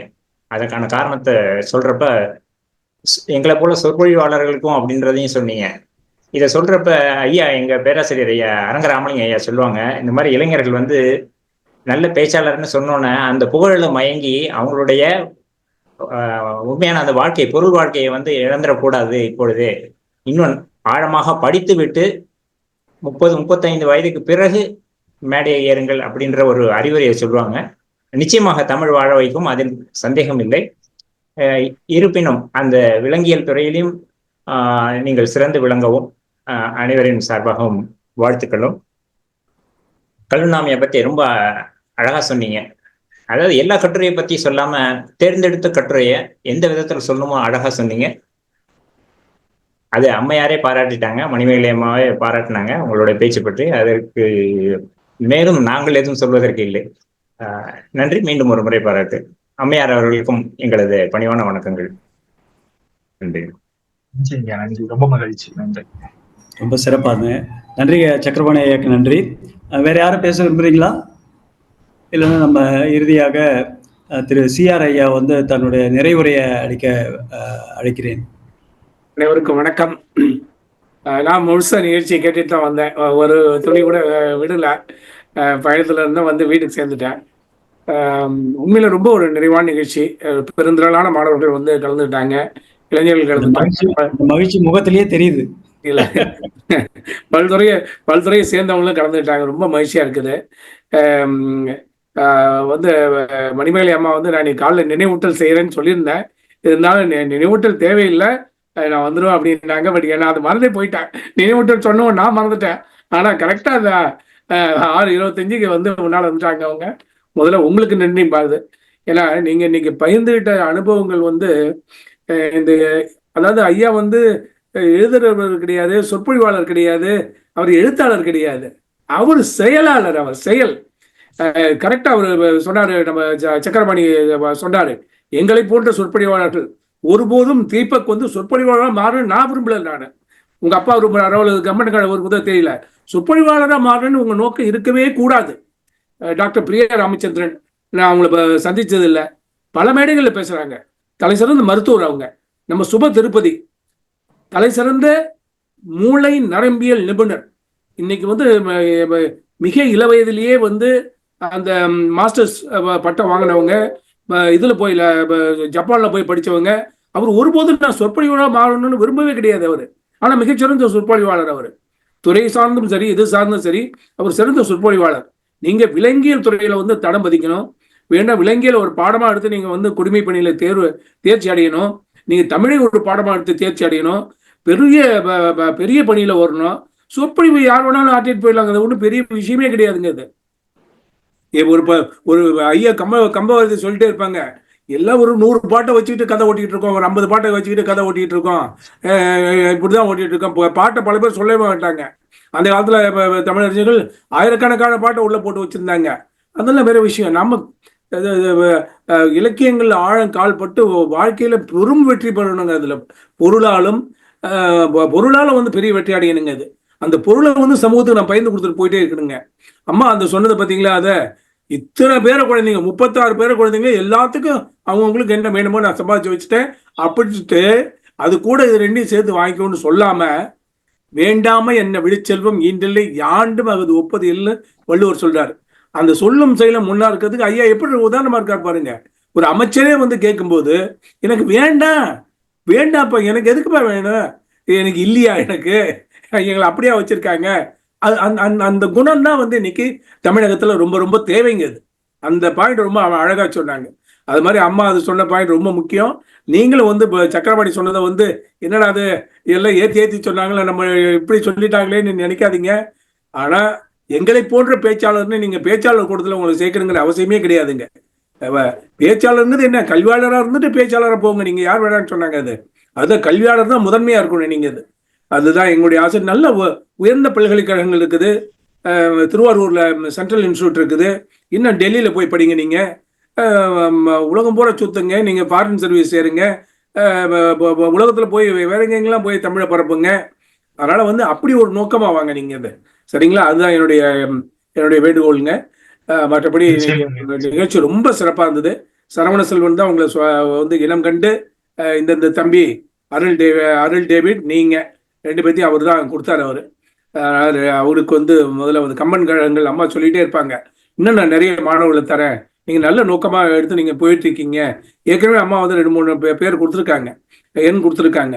நீங்க இளைஞர்களை கொண்டு வாங்க, நீங்க இதை பழைய கருத்துக்களை எடுத்து நம்ம விதைப்போம். நம்ம இதுல கண்டிப்பா அவங்க எல்லாம் ரொம்ப திரளா வருவாங்க, நம்ம சேர்ந்து பயணிப்போம்னு அம்மா சொல்லியிருக்காங்க. இந்த கம்பன் கழகங்கள் தமிழகம் எங்கும் மாற்றக்கூடிய பணி வந்து மிகச்சிறந்த பணி. கம்பரே வந்து ராமாயணத்தை ஏன் எழுதினார்னா, அவர் எப்படியாவது வந்து ராமனை இங்க பரப்பிடணும் அப்படிலாம் கிடையாது. அதுக்கு முன்னாலே ராமாயணம் இருந்தது. நீங்க எல்லா சங்க பாடல்கள் எடுத்துக்கங்க, சிலப்பதிகாரம் எடுத்துங்க, அது பின்னால வந்த இலக்கியங்கள்லாம் எடுத்துங்க. ராமாயணத்தை பற்றிய குறிப்பு இருக்குது அதுல.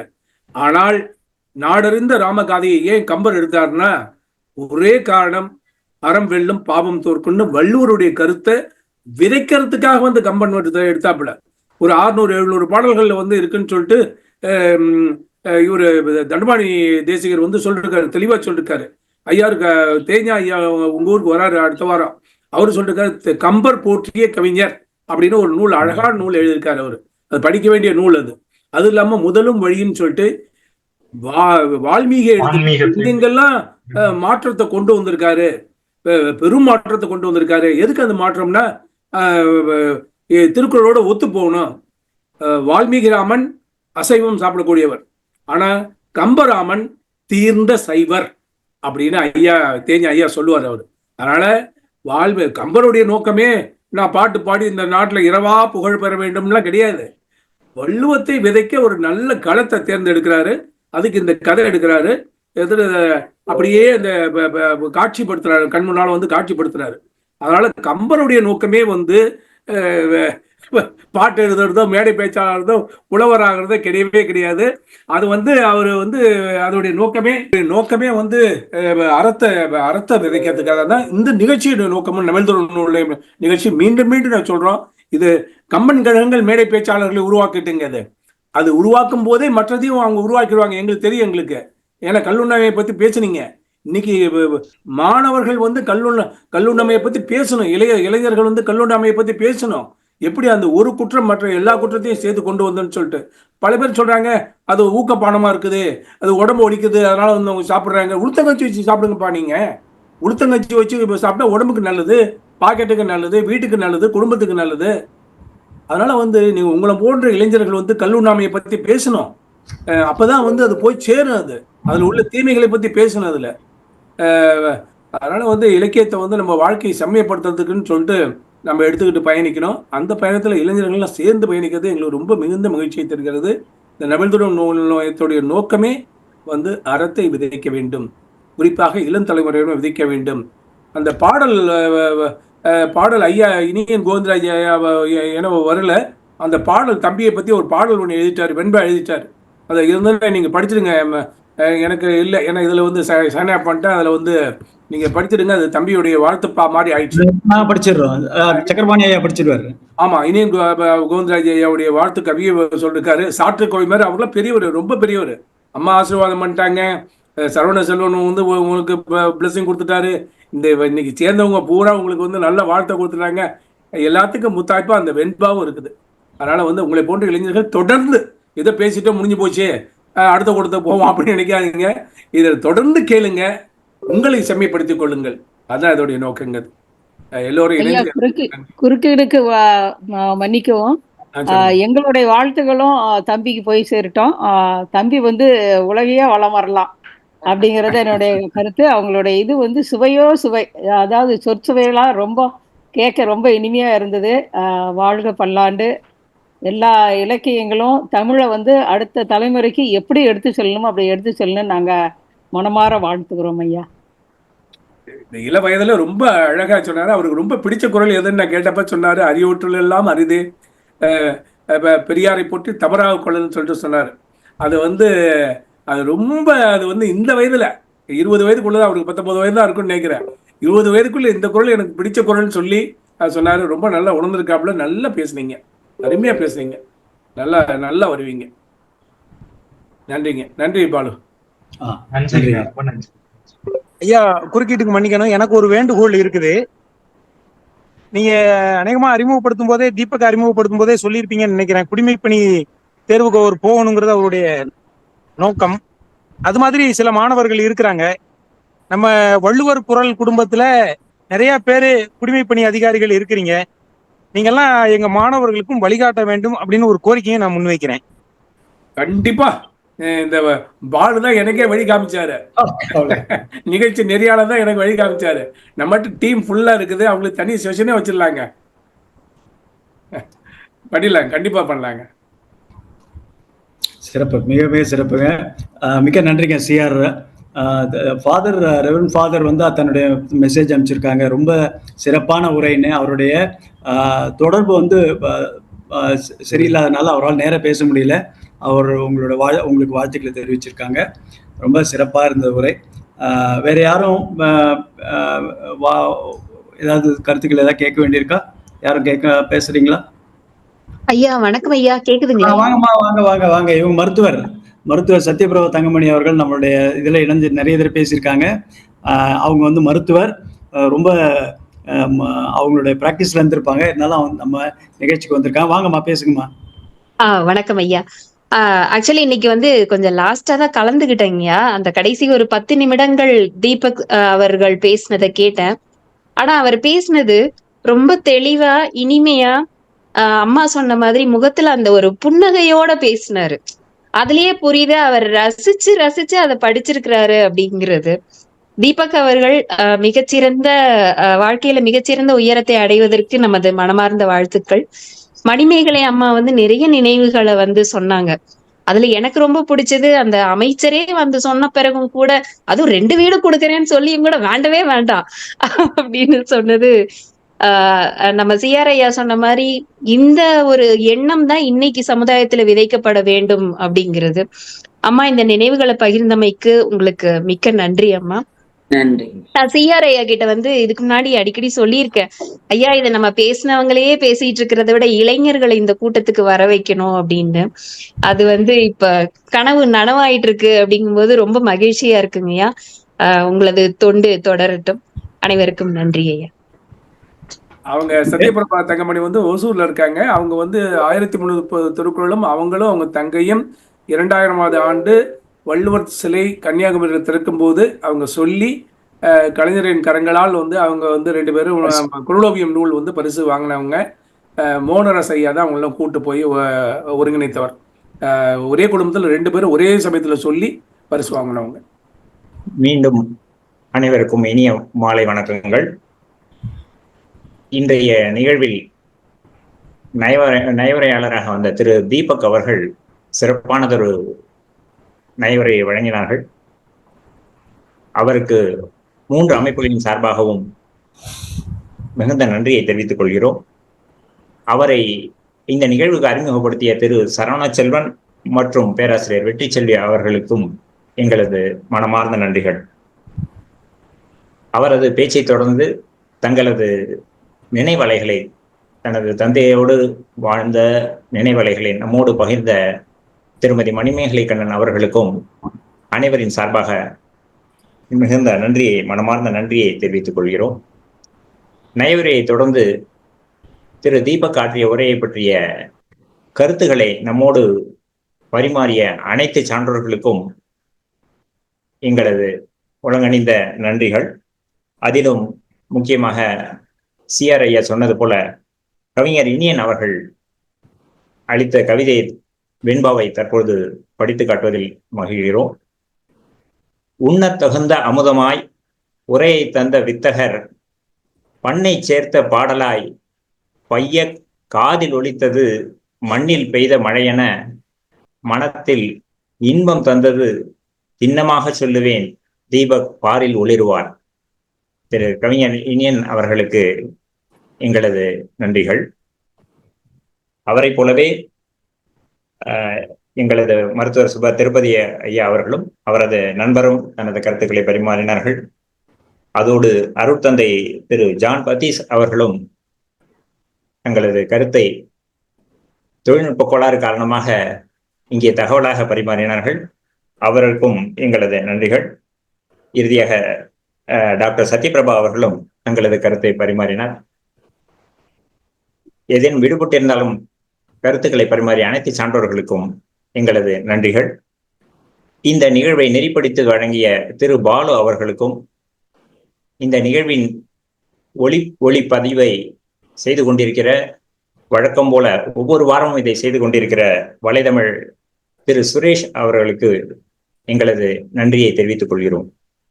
இத்துடன் இந்த நிகழ்வு இனிதே நிறைவேறுகிறது.